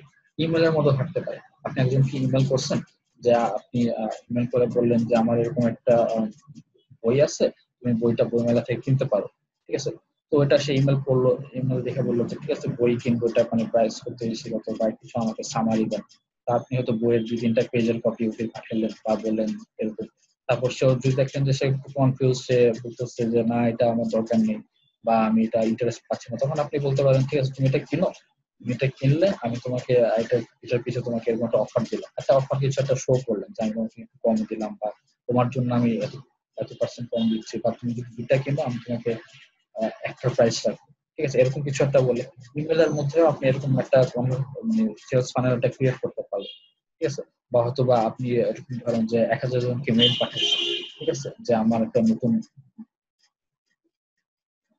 ধরেন 1000 জনকে মেইল পাঠাচ্ছেন যে আমার কোরবানিতে এরকম আমার নতুন গরু নিয়ে আসতেছে, ঠিক আছে, এটা আপনাদের জন্য এটা ইয়া হবে এই গরুর ফিচার, ঠিক আছে। এর মধ্যে থেকে হয়তো আপনার 50 জন ইমেলটা আপনি রিপ্লাই দিচ্ছে, বলছে যে আমাকে গরুর ছবি পাঠাও বা ইয়া করে, ঠিক আছে, ওরা ইন্টারেস্ট শো করছে, এভাবে করতে করতে আপনি তাকে দিয়ে 50 জনের মধ্যে থেকে হয়তো আপনি 5 জনকে দিয়ে গরু কিনে নিলেন, ঠিক আছে, এটা আপনার ইমেলের মধ্যে এটা হইতে পারে, ঠিক আছে।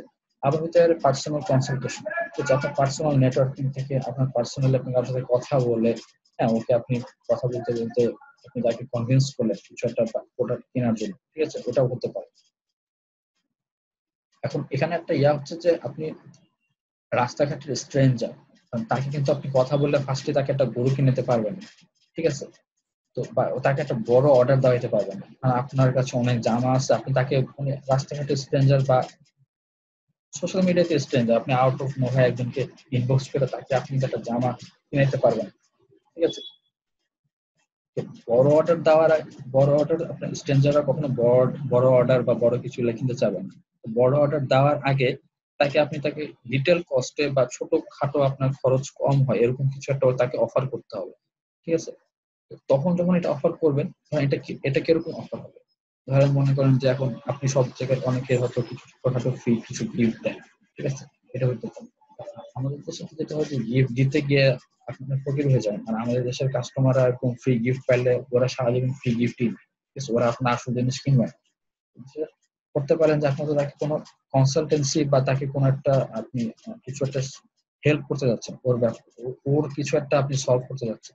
ধরেন যে সে একটা আপনার কিছু কিনতে আসছে, সে ডিসিশন নিতে পারতেছে না, বা সে এটা ওটা কোশ্চেন করতেছে যে ভাই এটা আপনাদের মাল্টিপ্লাগে কি কারেন্ট মানে কতটুকু যায়, বা আপনাদের তার কত লম্বা, এসব হাবি জাবি কোশ্চেন করতেছে। আপনি যেটা করতে পারেন যে আপনি তাকে কিছু একটা আর্টিকেল দিলেন বা কিছু একটা কোশ্চেনের অ্যান্সার দিলেন, বা ফোনে ওর সাথে কথা বললেন, তারপর বললেন যে আপনি হ্যাঁ ঠিক আছে মাল্টিপ্লাগের এটা বা মাল্টিপ্লাগ আপনি এটা যেহেতু মাল্টিপ্লাগ সেল করতেছেন, আপনি মাল্টিপ্লাগের আপনার যে এক্সপার্টিজ আছে ওইভাবেই আপনি ওকে অ্যান্সারটা দিলেন যে আপনার এটা আসলে কপারের তার হইলে মাল্টিপ্লাগটা ভালো হয়, বা আপনার বাইরের রাবারটা এরকম হইলে আপনার রাবারটা পুড়ে না, বা আপনি বলতে পারেন যে আমাদের মাল্টিপ্লাগের যে প্যানেল গুলো আছে এটা দুইটা মাল্টিপ্লাগের দুইটা পোর্ট থেকে মাঝে অনেক গ্যাপ আছে, তার মানে আপনি যখন বড় বড় কিছু মাল্টিপ্লাগ কিছু মানে পিন লাগাবেন এখানে একটা সাথে লেগে আপনার ওটা মানে বেশি লেগে থাকবে, এরকম কিছু আপনি হয়তো কনসাল্টিং বললেন যে এইরকম কিনলে তোমার জন্য ভালো হয়, এরকম কনসালটেন্সি করলেন। আর যদি আপনার টাকা থাকে আপনি একটা খুব লো কস্টে আপনি ওকে কিছুটা ফ্রি গিফট অফারও করতে পারেন, ঠিক আছে।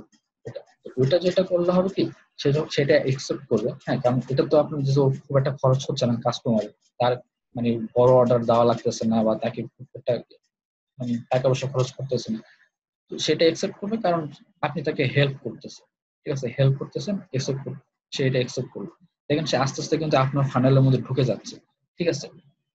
সে যেহেতু একসেপ্ট করছে তার মানে সে আপনাকে ট্রাস্ট করে, ঠিক আছে, ট্রাস্ট করতেছে, তার সাথে আপনার উপরে ট্রাস্ট বিল্ড হচ্ছে। আপনি কিন্তু একবারও আপনার প্রোডাক্টটা আপনার মাল্টিপ্লাগটা সেল করার জন্য কি কোনো রকম মানে প্রেশার দেন নাই বা কোনো পুশ করেন, আপনি যে মাল্টিপ্লাগ এক্সপার্ট, আপনি মাল্টিপ্লাগের বিভিন্ন রকম সেটা কোনটা ভালো হয় ওর জন্য সেটাই আপনি বলতেছেন যে ভাই এটা কিনেন এটা ভালো হয়, বা এটা কিন্তু ওই দোকানে যান বা ওখানে যেতে পারেন, এরকম কিছু একটা বলতেছে। সে আপনাকে ট্রাস্ট করতেছে, যেহেতু ট্রাস্টের মধ্যে চলে আসছে, একসময় সে করবে কি আপনার তার যদি ইন্টেনশন ভালো থাকে এরকম, সে হয়তো আপনার কাছ থেকে তখন একটা মাল্টিপ্লাগ কিনতে পারে, বা একটা হয়তো হায়ার প্রাইস দিয়ে সে হয়তো বড় কিছু কিনতে পারে আপনার কাছ থেকে। এইভাবে আপনি তাকে একটা স্ট্রেঞ্জারকে এইভাবে নিজের মধ্যে ফানেলের মধ্যে ঢুকে তার কাছে আপনার যে কাজটা সেটা আপনি সেলস কমপ্লিট করে ফেলবেন, ঠিক আছে।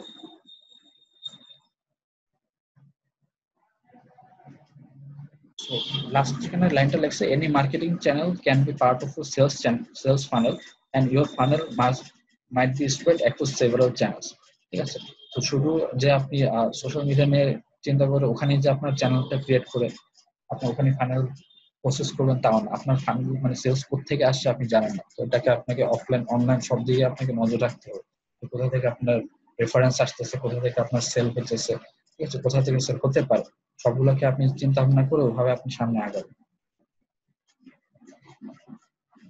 এখন আমরা ফানেলের একটু ডিটেলস বলতেছি, যে এটা আমরা দেখতেছি যে ফার্স্ট যে লাল পার্টটা সেটা হচ্ছে অ্যাওয়ারনেস সেকশন, ঠিক আছে, অ্যাওয়ারনেস, তারপর হচ্ছে ইন্টারেস্ট, তারপর ডিসিশন, তারপর অ্যাকশন, ঠিক আছে। যেটা আমরা ফার্স্ট ছোট একটা ফানেল দেখছিলাম ওটারই এটা একটা আপনার মার্কেটিং টার্মস ইউজ করে এটা বলা, এরকম একটা সেম জিনিস কিন্তু আমরা দেখছিলাম ফেসবুক অ্যাড ম্যানেজারে, বা যে কোনো অ্যাড ম্যানেজারে আমরা অ্যাড ক্রিয়েট করার সময় কিন্তু ওরা বলে তিনটা কলাম থাকে না, ফার্স্টে কিন্তু বলে যে অ্যাওয়ারনেস সেকশন, তারপর বলে যে আপনার ইন্টারেস্ট সেকশন বা এঙ্গেজমেন্ট সেকশন, হ্যাঁ, তারপর লাস্টে থাকে একটা আপনার অ্যাকশন, যেটা বা আমরা বলি কনভার্সন সেকশন, ঠিক আছে, যেটাতে সে কোনো একটা কিছু কিনে বা করে। তো অ্যাওয়ারনেস সেকশনে কি থাকে?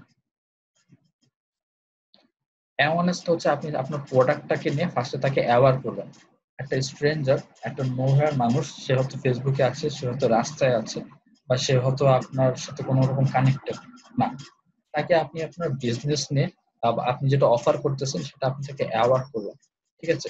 আপনি তাকে জানাচ্ছেন যে আমার এই প্রোডাক্টটা আছে, ঠিক আছে, আমি এটা মার্কেটে আছে, এটা একটা ব্র্যান্ড আছে, এটা বিএসটি অনুমোদিত, বা জাস্ট আপনাকে নিয়ে আপনি তাকে জানানো যে আপনি আছেন, এটাই, আর কিছু না। তো এটার জন্য আমরা যে ফেসবুকে রিচ ক্যাম্পেইন করি বা আমরা ব্র্যান্ড অ্যাওয়ারনেস ক্যাম্পেইন করি, হ্যাঁ, রিচ ক্যাম্পেইনের টার্গেট যেটা থাকে, যত বেশি সংখ্যক মানুষকে আমরা জানানো যায়, ঠিক আছে, আমার এটা জানাইতেই হবে। সানসিল্কের যেটা এক্সাম্পল দিয়েছিলাম যে ফার্স্ট ওরা যেটা করছিল, যত বেশি সংখ্যক মানুষকে জানাইতে হয়, ওরা কিন্তু মানে বাছাবাছি করেনি যে আমি এখানে যাব ওখানে যাব না, যত বেশি সংখ্যক মানুষকে জানাচ্ছে তত বেশি ওদের লাভ হবে, ঠিক আছে। তো আপনি এরকম মানুষকে অ্যাওয়ার করবেন, কোথায় কোথায় গেলে মানুষ অ্যাওয়ার হবে, কোথায় গেলে কোন চ্যানেলে গেলে মানুষ আপনার প্রোডাক্ট নিয়ে জানবে, সেটা আপনি অ্যাওয়ার করবেন। এটা হচ্ছে খুব একটা ইম্পর্টেন্ট একটা ফার্স্টে যেটা ইম্পর্টেন্ট, কারণ আপনি এখানে কিন্তু তাকে ফানেলে ঢুকাইতেছেন, ঠিক আছে। ফানেলের ফার্স্ট পার্ট হচ্ছে অ্যাওয়ারনেস করা, আপনি তাকে ফানেলে আপনার ফানেলে ঢুকানোর জন্য অ্যাওয়ার করা, এটা মাস্ট, এটাই খুবই ইম্পর্টেন্ট।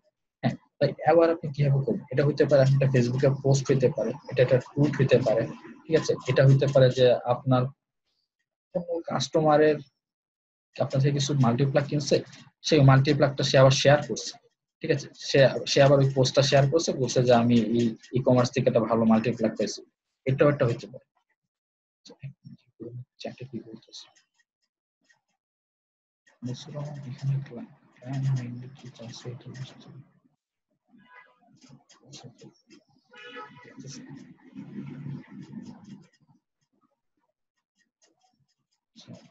মুসুর রহমান একটা ছবি পাঠিয়েছে, একটু ডাউনলোড করে।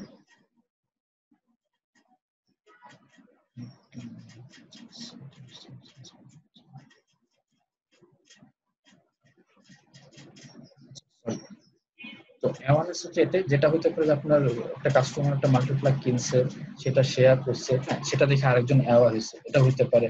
বা হয়তো গুগলে সার্চ করছে যে আমি মাল্টিপ্লাগ কোন ব্র্যান্ডেরটা ভালো, হ্যাঁ, এটা সার্চ করে আপনার ওয়েবসাইট বা আপনার ফেসবুকের পেজ বা আপনার সোর্সটা সে আগে পাইছে, এটা হইতে পারে। এটা তো সে অ্যাওয়ার হয়েছে, ফার্স্টে আপনার ফার্স্ট পেজে হয়তো আপনার নামটা দেখছে কোথাও না কোথাও, ফার্স্ট রেজাল্টে বা 10th রেজাল্টে সে দেখছে, সে আপনার ব্র্যান্ড নিয়ে সে একটা অ্যাওয়ার হয়েছে, ঠিক আছে।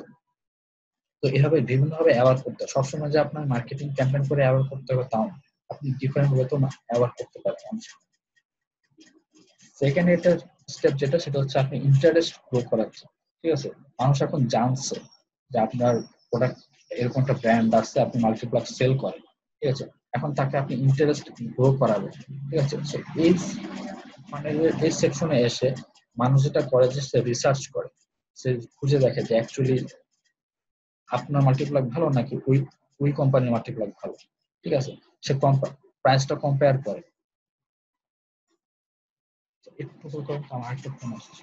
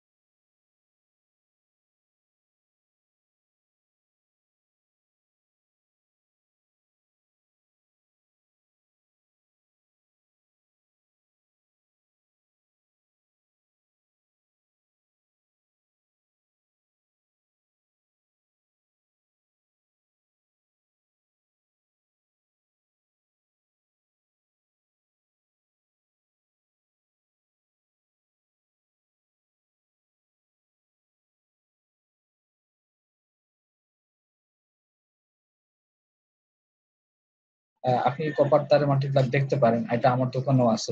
এইভাবে আপনি তাকে কনভিন্স করলেন, তাকে আপনি হেল্প করলেন যেটা, তাহলে সে অন্য দোকানে গেলে সে যদি কপার তারের মাল্টিপ্লাগ না পায়, হ্যাঁ, তাহলে সে হয়তো আপনার এখানে আসবে।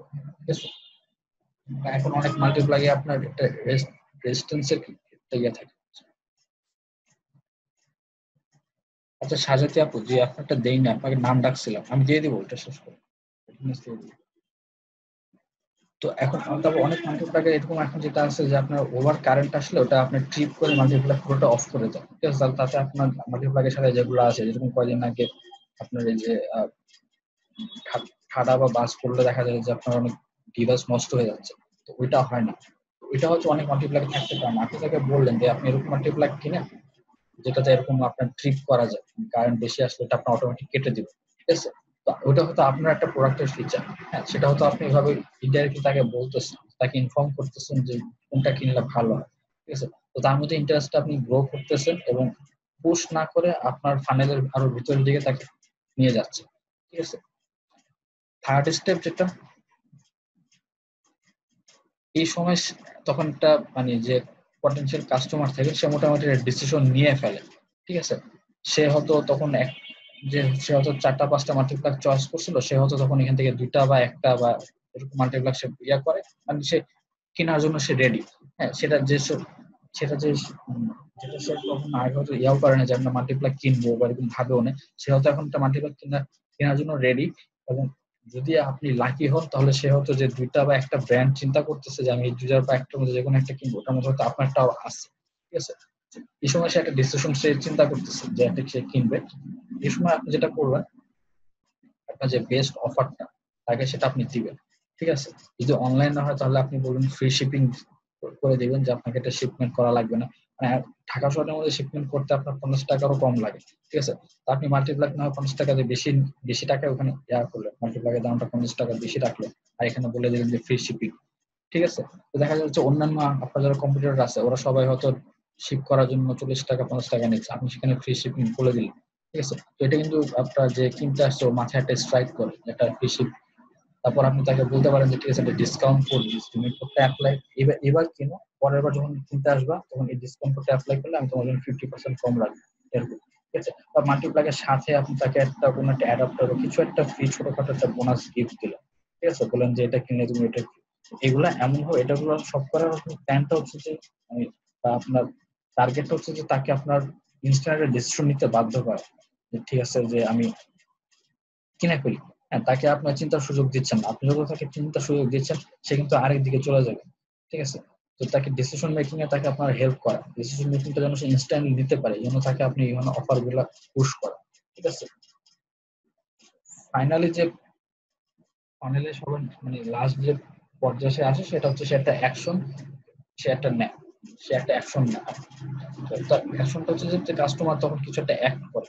হ্যাঁ, সেটা যেটা আপনার যেটা আপনি ওকে দিয়ে করাতে চাচ্ছেন সেটাই করে, পারচেজ হতে পারে বা সে সাবস্ক্রাইব করতে পারে বা সে হয়তো আপনার পেজে লাইক দিতে পারে, এগুলো একটা কিছু একটা করাচ্ছে। ঠিক আছে, ওইটা হচ্ছে আপনার অ্যাকশন বা আপনার যে সেলস ফানেলের যে লাস্ট স্টেপটা আছে ওইটা।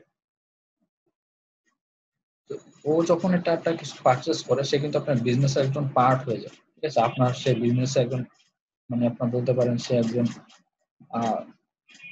কাস্টমার থেকে সে একজন কাস্টমার হয়ে মানে সে আপনার বিজনেসের পার্ট হয়ে যাচ্ছে। ঠিক আছে, বাট এখানে কি আপনার কাজ শেষ? মানে আপনার মনে করেন যে হ্যাঁ আমি একটা জিনিস কিনাইতে পারছি, মানে ওকে আমি যে মানে ওর কাছে আমি বেচতে পারছি, আমার এখানে আমার কাজ শেষ, মানে ওকে আমার আর লাগবে না, কারণ এখন আমি নতুন কাস্টমার খুঁজবো, নতুন ভাবে মানে আরেকজনের সাথে আমি ফাইনাল ক্রিয়েট করে ওকে আমি এখানে আনবো। এটা কি কাজ শেষ? না, আপনি চেষ্টা করুন যে একটা পারচেস থেকে তাকে আপনি মাল্টিপল পারচেস করাইতে। হ্যাঁ, তো সে মাল্টিপ্লাগ কিনছে, তাকে আপনি এখন কনভিন্স করেন মাল্টিপ্লাগের সাথে তার সে হয়তো একটা 3 পিন নিতে পারে, সে হয়তো মাল্টিপ্লাগের সাথে হয়তো আরেকটা কিছু ইলেকট্রনিক আইটেম নিতে পারে, সে একটা লাইট নিতে পারে, এভাবে তাকে আপনি পারচেসে কনভিন্স করাবেন। তো এটা হচ্ছে ফিজিক্যাল স্টোরে হয়তো যদি এটা মানে অনেক সময় দেখা যাবে যে মাল্টিপ্লাই কিনতে আসে সে হয়তো মাল্টিপ্লাই কিনে বা এটা ওটা না কিনে হয়তো চলে যায়। বাট অনলাইনে যেটা হচ্ছে যে আপনি তাকে নার্চার করেন, তাকে আপনি আলাদা করে রেখে দিবেন। ঠিক আছে, যে ও আমার ফানেলের ভিতর থেকে ওকে আমি এতটা স্টেপ ধরে ধরে নিয়ে এই পর্যন্ত আনছি, সে আমার প্রতি তার ট্রাস্ট আছে, আমার প্রতি সে একটা মানে রিলায়েবিলিটি আছে, এই জন্য সে আসছে আমার এখানে, ওকে আমি আলাদা করে রাখলাম। ওদের একটা লিস্ট করবেন, ঠিক আছে? লিস্ট করে ওদেরকে আপনি চেষ্টা করবেন যে পরবর্তীতে প্রোডাক্টগুলো ওদেরকে আলাদাভাবে ওদের সাথে দেখাইতে, ওদের সাথে ওগুলো নিয়ে কথা বলতে। ওদেরকে এভাবে বলতে পারে যে দেখো তুমি যেটা ওদের কিনছো, আমি শুধু যারা কিনছে তাদের জন্য আমি স্পেশাল কিছু এই প্রোডাক্ট গুলো আমি লঞ্চ করতেছি, হ্যাঁ ওদেরকে আমি আগে দেখাবো, ঠিক আছে? তারপর তোমরা যদি কিনবা তোমার কেনার পর যদি শেষ হয়ে যায় মার্কেটে, তাহলে এটা আমার প্রোডাক্ট গুলো আমি আনবো না, আমার এই কয়েকটা লিমিটেড এডিশন আছে, আমি তোমাকে এগুলো তোমাদের কাছে এগুলো সেল করে দিচ্ছি। এভাবে আপনি তাকে বলে তাকে এগুলো আবার সেল করাচ্ছেন, ওকে দিয়ে কিন্তু আরেকবার করাচ্ছেন। এভাবে আপনি একজনকে দিয়ে এটাকে আমরা আরেকটা মানে টার্ম বলে এটা যে আপনার কাস্টমার লয়ালিটি, ঠিক আছে? তো কাস্টমার যখন একটা ব্র্যান্ডের প্রতি লয়াল হয়ে যায়, আমি যখন দেখি যে জুতার দোকানগুলোর মধ্যে এই কোম্পানির জুতা বেশ ভালো টেকসই, আমি কিন্তু ওটা লয়াল হয়ে গেলাম, ঠিক আছে? আমি কিন্তু তখন শুধু মানে কি বলবো, ওই দোকানে যে আমি আরেকবার জুতা কিনবো না, আমি কিন্তু মানুষকেও বলবো, এটা ওয়ার্ড অফ মাউথ, আমার মুখের কথা কিন্তু আরেকজনে কিনবে, ঠিক আছে? ওই দোকানে যে ওই দোকানের জুতা ভালো, কারণ অমুক বলছে, কারণ ও বলছে। এটা দিয়ে আপনি তাকে যে একবার কিনছে তাকে দিয়ে কিন্তু আপনি আরো কিনাইতে পারবেন, শুধু সেও না, তার আশেপাশে মানুষগুলো কিনতে পারবে। তো আপনার যখন ওই লিডটা যখন কনভার্ট হয়ে আপনার একজন কাস্টমারের কনভার্ট হবে, তখন তাকে আপনি আরো নার্চার করবেন, নার্চার করে তাকে আপনি তাকে দিয়ে আরো বেশি সেল করাবেন। নাইম ভাই, হ্যাঁ কি কোশ্চেন করবেন? ভাই আপ সেল, ডাউন সেল, তারপর হচ্ছে গিয়ে ডাবল সেল, এই ব্যাপারগুলো কি?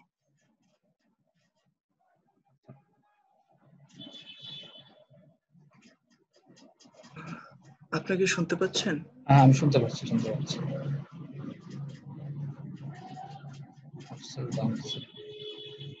এই সেলস ফানেলের কথাটার সাথে সাথে আরো কিছু ওয়ার্ড শুনেছিলাম, যেমন আপ সেল, তারপর হচ্ছে ডাউন সেল, ডাবল সেল, এই ব্যাপারগুলো যদি একটু ক্লিয়ার করতেন। আপসেল যেটা হচ্ছে যে আপনি ধরেন তাকে আপনার একটা প্রাইমারি একটা প্রোডাক্ট আছে, হ্যাঁ ধরেন যে আপনি সাপোজ গরুই সেল করতেছে, ঠিক আছে? এটাই আপনার প্রাইমারি প্রোডাক্ট, হ্যাঁ, বাট সে এটা কিনতে চাচ্ছে না, বাট আপনি হয়তো গরুর সাথে সাথে আপনার ওখানে হয়তো আপনার মানে আপনি গরুর খাবারও আপনি সেল করেন, ওটাও আপনার একটা সাইড প্রোডাক্ট হিসেবে সেল করতেছেন। তো তার কাছে যদি গরু সেল করতে না পারেন, তাকে যে আপনি সাইড প্রোডাক্ট হিসেবে আপনার অন্যান্য যেসব প্রোডাক্ট আছে যেটা হয়তো কম খরচে তার বাজেটের মধ্যে বা তার ইন্টারেস্টের মধ্যেও পড়ে, ওটা আপনি সেল করাতে চাচ্ছেন, আপনি বলতেছেন যে ঠিক আছে আপনি গরু কিনতে চাচ্ছেন না, আপনি গরুর খাবার কিনে নিতে হবে, হ্যাঁ অথবা এটা আপনার ইউজফুল হবে। তো এই জায়গায় গরুটা ধরেন যে আপনি মনে করেন যে আপনি অনলাইন মার্কেটিং একটা কোর্স করাতে যাচ্ছেন, ঠিক আছে? এখন আপনার কোর্স করতে মনে করেন যে 5,000 টাকা লাগবে, তো তাকে হয়তো আপনি বললেন যে ঠিক আছে 5,000 টাকা, সে কোর্সে তো বলছে না 5,000 টাকা কোর্স করতে পারবো, তো আপনি বলেন ঠিক আছে আমার একটা বই আছে, একটা ফ্রি ইবুক আছে, ওখানে আমি কিছু টিপস লিখছি ডিজিটাল মার্কেটিং নিয়ে, ওটা করতে পারো, ওটা বিকাশে 200 টাকা দিলে আমি বইটা তোমাকে দিয়ে দেবো, ঠিক আছে? তো এই যে সাইড যে আপনি একটা অফার করতেছেন, সাইড মানে মেন সেলের বাইরেও যে আপনি একটা সাইড অফার করতেছেন, ওটাকে আপনার মানে আপসেল বা ডাউন সেল বলে আর কি, যে আপনি হয়তো মেইন প্রোডাক্টটা সেল করতেছেন না, বাট সাইডলি আপনি অন্য কিছু একটা করতেছেন, সেল করতেছেন। তো ওই যে আপনি একটা ইবুক সেল করছেন, ইবুক সেল করার পর দেখা যাচ্ছে ওখানে সে কিছু টিপস পড়ছে বা ট্রিক্স পড়ছে, যেটা হচ্ছে তার কাছে অনেক ইন্টারেস্ট মনে হয়েছে যে না ঠিক আছে এই লোকটা আসলে জানে ডিজিটাল মার্কেটিং নিয়ে, ঠিক আছে? সে কিছুটা জানে, তাহলে আমি তাকে এখন এক কাজ করি, 200 টাকা দিয়ে আমি যদি বিকাশ করার কাছ থেকে আমি এটা কিনছি, আমি এক কাজ করি আমি 5,000 টাকা দিয়ে তার কাছে পুরো কোর্সটাই পড়ি। আমার মনে হয় ফুল টাকা দিয়ে কোর্সটা পড়লে আমার আর কিছু লার্নিং হবে, ঠিক আছে? ওই যে আপনি কিন্তু একটা ছোট অফার দিয়ে, হ্যাঁ, বা ছোট একটা সেল করে আপনি তাকে ফানেলের ভিতরে আরো ভিতরে ঢুকায় নিয়ে যাচ্ছেন, তাকে আপনি বড় সেল করতে ইন্টেন্ট করতেছেন, সেটাই হচ্ছে আপনার যে মানে আপসেলে নিয়ে যাচ্ছেন আর কি, ওটাই আর কি আপসেল ডাউন সেল বলে।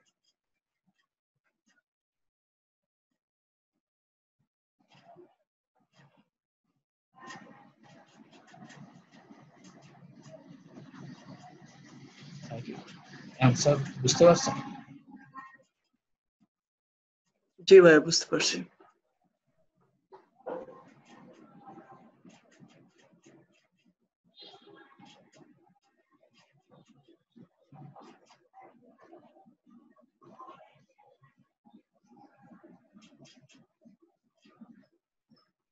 লাস্ট যেটা আপনার ফানেলের বাইরেও যেটা আরেকটা প্রসেস আছে, সেটা হচ্ছে আপনার রিটেনশন বলি বা কাস্টমার লয়ালিটি বলি, ঠিক আছে? সেটা হচ্ছে যে আপনি কাস্টমারকে আপনি লয়াল কাস্টমার কিভাবে কনভার্ট করবেন, এটা হচ্ছে আপনি keeping customers happy convert them into repeat customers and brand advocates. ঠিক আছে, তারা জন্য আপনার ব্র্যান্ড নিয়ে কথা বলে, তারাই জন্য আপনার ব্র্যান্ডের মার্কেটিং করে, ওইটাই আপনি কিভাবে করবেন সেটা হচ্ছে আপনার কাস্টমার লয়ালিটি বা রিটেনশন। ঠিক আছে, এখানে একটা যেটা বলছিলাম যে word of mouth is a powerful force and no one can do it better than a happy customer.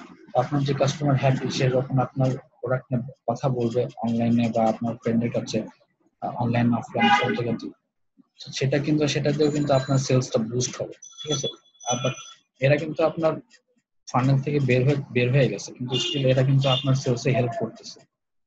ঠিক আছে,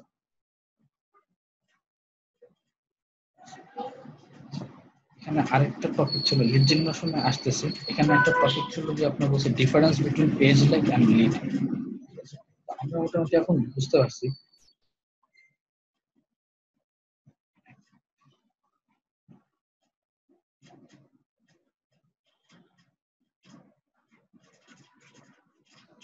আচ্ছা ঠিক আছে, যে ছবিগুলো দিয়েছিলাম মানে আপনারা দিয়েছিলেন পাঠাইছি, বলছে যে হ্যাঁ এটা চলবে, আর ছবি তোলার ঝামেলা, স্ক্রিনশট নেওয়ার ঝামেলা। সো এখন এখানে একটা বলছে difference between page like and lead. ঠিক আছে, পেজ লাইক আর লিডের মধ্যে মানে বেশ মানে আকাশ পাতাল ডিফারেন্স, কারণ আপনার পেজে যে কেউ লাইক দিতে পারে, বাট লিড হচ্ছে সেটাই যে আপনার পটেনশিয়াল কাস্টমার, যাকে আপনি ওই যে সেলস ফানেলে নিজেকে ঢুকাতে পারতেছেন বা ঢুকাতে চাচ্ছেন। ঠিক আছে, সেটা হচ্ছে আপনার লিড। তো এই লিড গুলো আপনি কিভাবে জেনারেট করবেন? আপনার পেজে 50,000 লাইক দিলেও দেখা যাচ্ছে আপনার সেল হচ্ছে না, বা এরকম আপনার হয়তো এরকম আউটকাম আসতেছে না, আপনি যেটা করতে চাচ্ছেন ওটা অ্যাকশনটা হচ্ছে না, কনভার্সন হচ্ছে না। তো আপনি ওখানে তখন লিড জেনারেশন এটা কিভাবে করবেন, যে কিভাবে আপনি তো ওই লাইক গুলাকে আপনি আস্তে আস্তে লিডে নিয়ে আসতে পারবেন। ঠিক আছে, ওইটা নিয়ে আমরা এখন কথা বলবো। তো টাকা দিয়ে ইজিলি আপনি খুব সহজে আপনি লিড জেনারেশন করতে পারেন। ঠিক আছে, যেমন ফেসবুকে আপনার লিড জেনারেশনের ক্যাম্পেইন আছে, তারপর গুগলও আছে। টাকা দিলে আপনি যদি বলেন যে আমার ইভেন এটাও যেটা করে, ধরেন যে আমি যখন ইয়েলো ক্লথিং এর জব ওদের হয়ে আমি কাজ করতাম, ব্র্যান্ডটা ইয়ে করতাম, তো ওদের এরকম লিড জেনারেশন ক্যাম্পেইন ওরা রেগুলার করতো, প্রতি মাসেই করতো, এবং এটা বেশ ভালোই খরচ করতো, লাভও করতো এটা। তো যেটা ওরা করতো যে আপনার ওদের ওয়েবসাইটের মধ্যে এরকম ফেসবুকের কোড, তারপর গুগলের কোড এগুলো বসানো থাকতো, আর ফেসবুক আর গুগলের মধ্যে আপনার লিড ক্যাম্পেইন চালাইতো।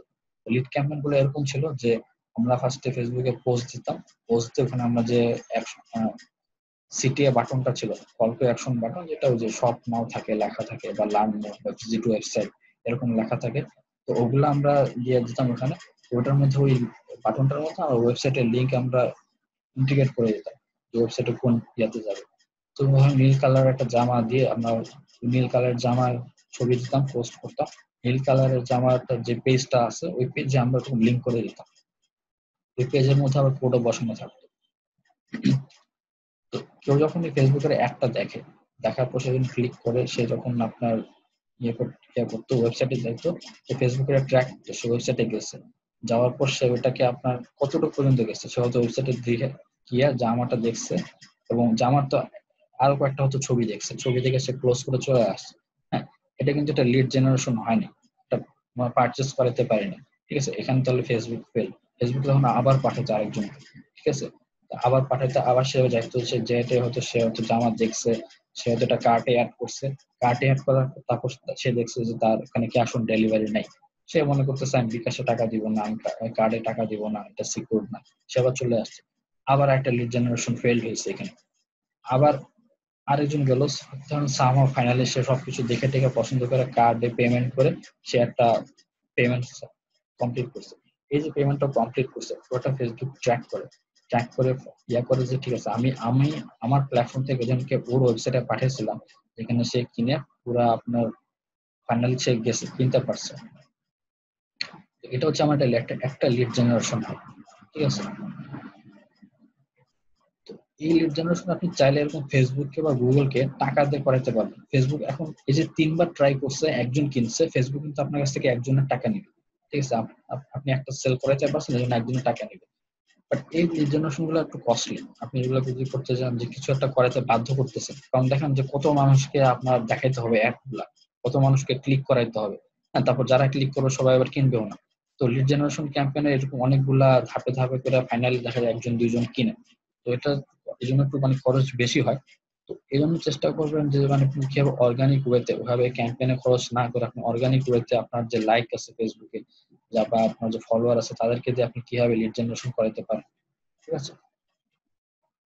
এটা শুধু আপনার যে ফেসবুক যে বা সোশ্যাল মিডিয়া তাও না, আপনি সোশ্যাল মিডিয়ার বাইরেও চিন্তা করতে হবে যে আপনি কিভাবে বাইরে থেকে লিড আনতে পারেন। সব যে সোশ্যাল মিডিয়া থেকে আসবে তাও না। কারণ আজকে যেরকম আমরা কথা বলতেছিলাম যে গরুর মার্কেটিং নিয়ে, এখানে কিন্তু সোশ্যাল মিডিয়া খুব কম ছিল। আমরা কিন্তু এসএমএস এর কথা একজন বলছে, এসএমএস ছিল, তারপর বিলবোর্ডের কথা বলছে, তারপর বিক্রয়.com এর কথা আসছে, ঠিক আছে? তো আমার সোশ্যাল মিডিয়ার বাইরেও কিন্তু আমার লিড জেনারেশনের অনেকগুলো ওয়ে আছে, ঠিক আছে? অনেকগুলো করা যায়। যে ফার্স্ট যেটা হচ্ছে আপনার লিড জেনারেশন, আপনার একটা ওয়েবসাইট লাগবে, ঠিক আছে? নাহলে আপনি ফেসবুকে লিড জেনারেশন করে আপনি ফেসবুকে ট্র্যাক করা একটু ডিফিকাল্ট। আপনি করতে পারেন যদি এভাবে যদি ম্যানুয়ালি করেন, বলেন যে এই প্রোডাক্টটা রাখলে আমাকে কল দাও, এটা হইতে পারে। আর না হলে আপনি এখন যেটা করতে পারেন যে বলতে পারেন যে আমার ওয়েবসাইটে আসো, আমার ওয়েবসাইটে এসে এই কাজটা করো, ঠিক আছে? রেজিস্ট্রেশন করো বা পারচেজ করো বা সাবস্ক্রাইব করো, কিছু একটা করো। তো এই জন্য আপনার একটা ব্লগ বা ওয়েবসাইট এটা আপনার লাগবে, এবং সেটাতে আপনার ফাস্ট হইতে হবে ওয়েবসাইটটা, ঠিক আছে? আপনার ওয়েবসাইট যদি লোড হতে হতে অনেক টাইম লাগে, অনেক সময় তখন আপনার ফেসবুক গুলো করতে পারে না, মনে করে যে আপনার ওয়েবসাইট ডাউন বা কিছু একটা এরর হয়েছে, তখন ফেসবুক তখন আপনার অ্যাডের ভ্যালুটা কমাই দেবে, ঠিক আছে? তখন আপনার অ্যাডটা বেশি বেশি দেখাবেন, ঠিক আছে? বা আপনার ওয়েবসাইটটা তখন সে ব্ল্যাক লিস্টেড করে দিবে। এই জন্য আপনার একটা ভালো পেজ স্পিড একটা ওয়েবসাইট লাগবে, এবং আপনার ওয়েবসাইটের মধ্যে আপনি সব যে ল্যান্ডিং পেজটা মানে যে পেজ আপনি নিয়ে যাচ্ছেন একটা কিছু করানোর জন্য, ওই পেজটার জন্য আপনার মানে ভালো মতো অপটিমাইজ থাকে, মোবাইলের জন্য, ডেস্কটপের জন্য, এবং ওখানে যেন সবগুলো ডিটেলস লেখা থাকে, প্রোডাক্টের নাম, প্রোডাক্টের ছবি, প্রোডাক্টের দাম, কিভাবে সে পাবে, ডেলিভারি ফি কত, তারপর রিটার্ন পলিসি কি, যদি সে ফেরত দিতে চায়, আর কোনো ওয়ারেন্টি আছে কিনা, যাবতীয় যেন ওখানে থাকে, এবং এটা খুব আপডেটেড থাকতে হবে। সেকেন্ড যেটা হচ্ছে যে আপনি অ্যাডিশনালি আপনি সোশ্যাল মিডিয়াতে লিড জেনারেট করতে পারেন। আপনি সোশ্যাল মিডিয়াগুলো ইউজ করে ধরেন যে আপনার কম্পিটিটরের পেজ আছে, ধরেন যে আপনি বাটার জুতা সেল করতেছেন, আপনি যখন অ্যাপেক্স এর পেজে গিয়ে দেখলেন অ্যাপেক্স এর পেজে কারা কারা এরকম কথা বলতেছে, মানে কারা কমেন্টস করতেছে, কারা অ্যাপেক্স নিয়ে মন খারাপ করতেছে যে জুতা হবে না, আপনি তাদেরকে লিস্ট ডাউন করলেন, লিস্ট ডাউন করে ওদেরকে আপনি অফার দিতে পারেন যে আমি দেখছি তুমি ওখানে তোমার ওখানে সমস্যা হচ্ছে ওখানে, তুমি আমাকে ট্রাই করে দেখতে পারো, ঠিক আছে? ইউজুয়ালি এটা বাটা ও হয়তো বা কেউ করে না, বাট আপনি হয়তো ধরেন যে আপনার জিনিসটা ব্যবহার করতে পারেন, ঠিক আছে? দাম করে অফার দিতে পারেন। এই জন্য কম্পিউটারের পেজগুলো আপনি ওখান থেকে আপনি লিড খুঁজে পাইতে পারেন যে ঠিক আছে এরা হচ্ছে আমার লিড, এরা কিনতে পারবেন, ওরা অলরেডি জুতা নিয়ে ইন্টারেস্টেড, ওদেরকে একটু পুশ করলে একটু ভালো কিছু দেখালে ওরা হয়তো আপনার জুতাও কিনতে পারে, ঠিক আছে? তারপর যখন জুতা নিয়ে আপনার যদি ধরেন বা আপনার বিজনেস রিলেটেড যেসব পেজ বা গ্রুপ গুলো আছে ওখানে আপনি সার্ভেলেন্স করলেন, ধরেন যে গ্রুপ গুলো আছে আপনি খুঁজে খুঁজে বের করলেন যে এরকম জুতা কি পেজ আছে, ঠিক আছে? বা কুরবানি রিলেটেড কি পেজ আছে, ওখানে হয়তো গরুর ব্যাপার নিয়ে কারা কথা বলেছে, ওখান থেকে আপনি দেখতেছেন। তাই দেখুন যেরকম বিএসডি গ্রুপ আছে, আর আমাদের কিছু অনেক গ্রুপ আছে, ওখানে কিন্তু কোরবানির সময় গরু নিয়ে অনেক কথা বলে যে কোথায় গরু ভালো উঠছে বা কি আসছে। তো আপনি তখন বলতে পারেন যে ঠিক আছে আমার এরকম একটা ফার্ম আছে, ওখানে আপনি পোস্ট করতে পারেন, বা ওদের থেকে আপনি কালেক্ট করে ওদের আইডি গুলো কালেক্ট করে ওদেরকে আপনি মেল করতে পারেন, ইনবক্সও করতে পারেন যে আমি দেখছি তুমি ওই গ্রুপে এরকম কথা বলতেছিলাম, তো এটা নিয়ে যদি তুমি যদি ইন্টারেস্টেড থাকো তাহলে আমি আমাকে দেখাইতে পারবো, এইভাবে ওই গ্রুপগুলো রিলেটেড গ্রুপগুলোতে আপনি সার্ভেলেন্স করলেন সারা ওগুলো দেখুন, পেজও দেখুন, পেজটা বললাম কম্পিউটারের পেজও দেখলেন বা রিলেটেড পেজও দেখুন, ঠিক আছে? এইভাবে সোশ্যাল মিডিয়াটা আপনি ইউজ করে আপনি লিডগুলো ক্রিয়েট করতে পারেন। আর যেটা আছে যে আপনি ইমেল মার্কেটিং করে, তো অলরেডি বলছি যে ইমেল মার্কেটিং এর আপনি কিভাবে নিতে পারেন লিডগুলো। ধরেন যে আপনি মাল্টিপল মানুষকে ইমেল করলেন, ওখান থেকে আপনি কিছু ফিক্স কয়েকজনকে দেখলেন যে এরা রেসপন্স করছে, এরা আপনার ইমেলটা ওপেন করছে, এদেরকে নিয়ে আপনি আবার নেক্সট টাইম আবার ইমেল মার্কেটিং বাজার ওখান থেকে ফোন নাম্বারটা কালেক্ট করে ওদেরকে ফোন করতেছেন এইভাবে। তারপরে ফ্রি কিছু অফার গিফট করতে পারেন, যে ঠিক আছে তুমি যেটা ইবুকের বেলায় বললাম, ধরেন যে বলতেছেন যে যে ডিজিটাল মার্কেটিং এর কোর্স করাবেন এত টাকা দিয়ে, 5,000 টাকা তো অনেকে কিনতে পারবেন, ঠিক আছে তুমি তাহলে একটা ফ্রি একটা লেকচার নাও, বা ফ্রি ফার্স্ট ভিডিওটা তোমার জন্য ফ্রি, তুমি ফার্স্ট ভিডিওটা দেখো, ইন্ট্রোডাকশন ভিডিওটা দেখো, যদি ভালো লাগে পরের ক্লাসগুলো করবা, না করলে ওকে সমস্যা নেই। তো এইভাবে আপনি কিছু ফ্রি কিছু ওকে করলেন, অফার করলেন, ঠিক আছে? এখানে আবার জামা কাপড়ের ব্যাপারে আমার জামা কাপড় মাথা আসতেছে, কারণ আমাদের এখানে একজন জামা কাপড়ের আরশি ফ্যাশন নামে একজন জামা কাপড় সেল করার চিন্তা ভাবনা করতেছে। আমি জানি না জামা কাপড়ের ব্যাপারে কি ফ্রি দিতে পারে, এটা একটু চিন্তা ভাবনা করতে হবে। জামা কাপড় এখন কি ফ্রি, অথবা আপনি কনসালটেন্সি করতে পারেন যে ঠিক আছে কোথায় ভালো জামা পাওয়া যায়। সে যদি বলতে চায় যে না আমি অনলাইন থেকে কিনবো না, সে ফিজিক্যালি কিনবো, আপনি তাকে ভাবে হেল্প করতে পারেন, বা তাকে হয়তো আপনি গাইড করতে পারেন। ধরেন সে যে নারায়ণগঞ্জে কোনো একটা শাড়ির মেলা, শাড়ির একটা হাট বসে খুব ভোরবেলা, ভোর 4টা 5টার সময় বসে, এবং সকালের মধ্যে পাইকারি দরে সব শাড়ি বেচা হয়ে যায়, সপ্তাহে একদিন বা মাসে একদিন বসে। কেউ যদি আপনার খুব শাড়ি নিয়ে বা আপনার জামা নিয়ে খুব ইন্টারেস্ট দেখে আপনাকে বলতে পারেন যে ভাই এভাবে যায় নারায়ণগঞ্জের ওখানে, ওখানে আপনি হাটে গিয়ে ওখান থেকে আপনি আরো ভালো শাড়ি পাবেন, আরো ভালো, ওখানে যারা হচ্ছে স্থানীয় যারা শাড়ি বুনে, তাতে বুনে ওই শাড়িগুলো পাওয়া যায়, ওগুলাই আপনার ঢাকায় এনে অনেক বেশি দামে করে। বা আপনি বলতে পারেন যে ঠিক আছে আপনি যদি আমার এখান থেকে এটা পছন্দ না হয় তাহলে ওখানে গিয়ে দেখতে পারেন, ওখানে আরো ভালো পাওয়া যায়। এরকম হয়তো আপনি কিছু একটা ফ্রি অ্যাডভাইস বা ফ্রি কোনো স্টাফ তাকে অফার করলেন, একটা ফ্রি ইবুক পেতে পারে, বা ফ্রি একটা আপনার যে কোনো কিছু পেতে পারে, ঠিক আছে। ওটা থেকে যখন করবেন, ওটাতে করলে আপনার তার উপর একটা আপনার ইয়া বাড়বে, আস্থা বাড়বে, সে আপনাকে একটা ফ্রেন্ড হিসাবে মনে করবে, তখন সে হয়তো আপনার কাছ থেকে সেও একটা লিড হিসাবে কাউন্ট হবে, ঠিক আছে। আপনি তাকে আলাদা করে একটা মার্ক করে রাখলেন, ঠিক আছে এরা এক সময় আমার সাথে কথা বলছিল, তাহলে আমি এদেরকে এক সময় আমার প্রোডাক্টটা দেখাইতে পারি, ঠিক আছে।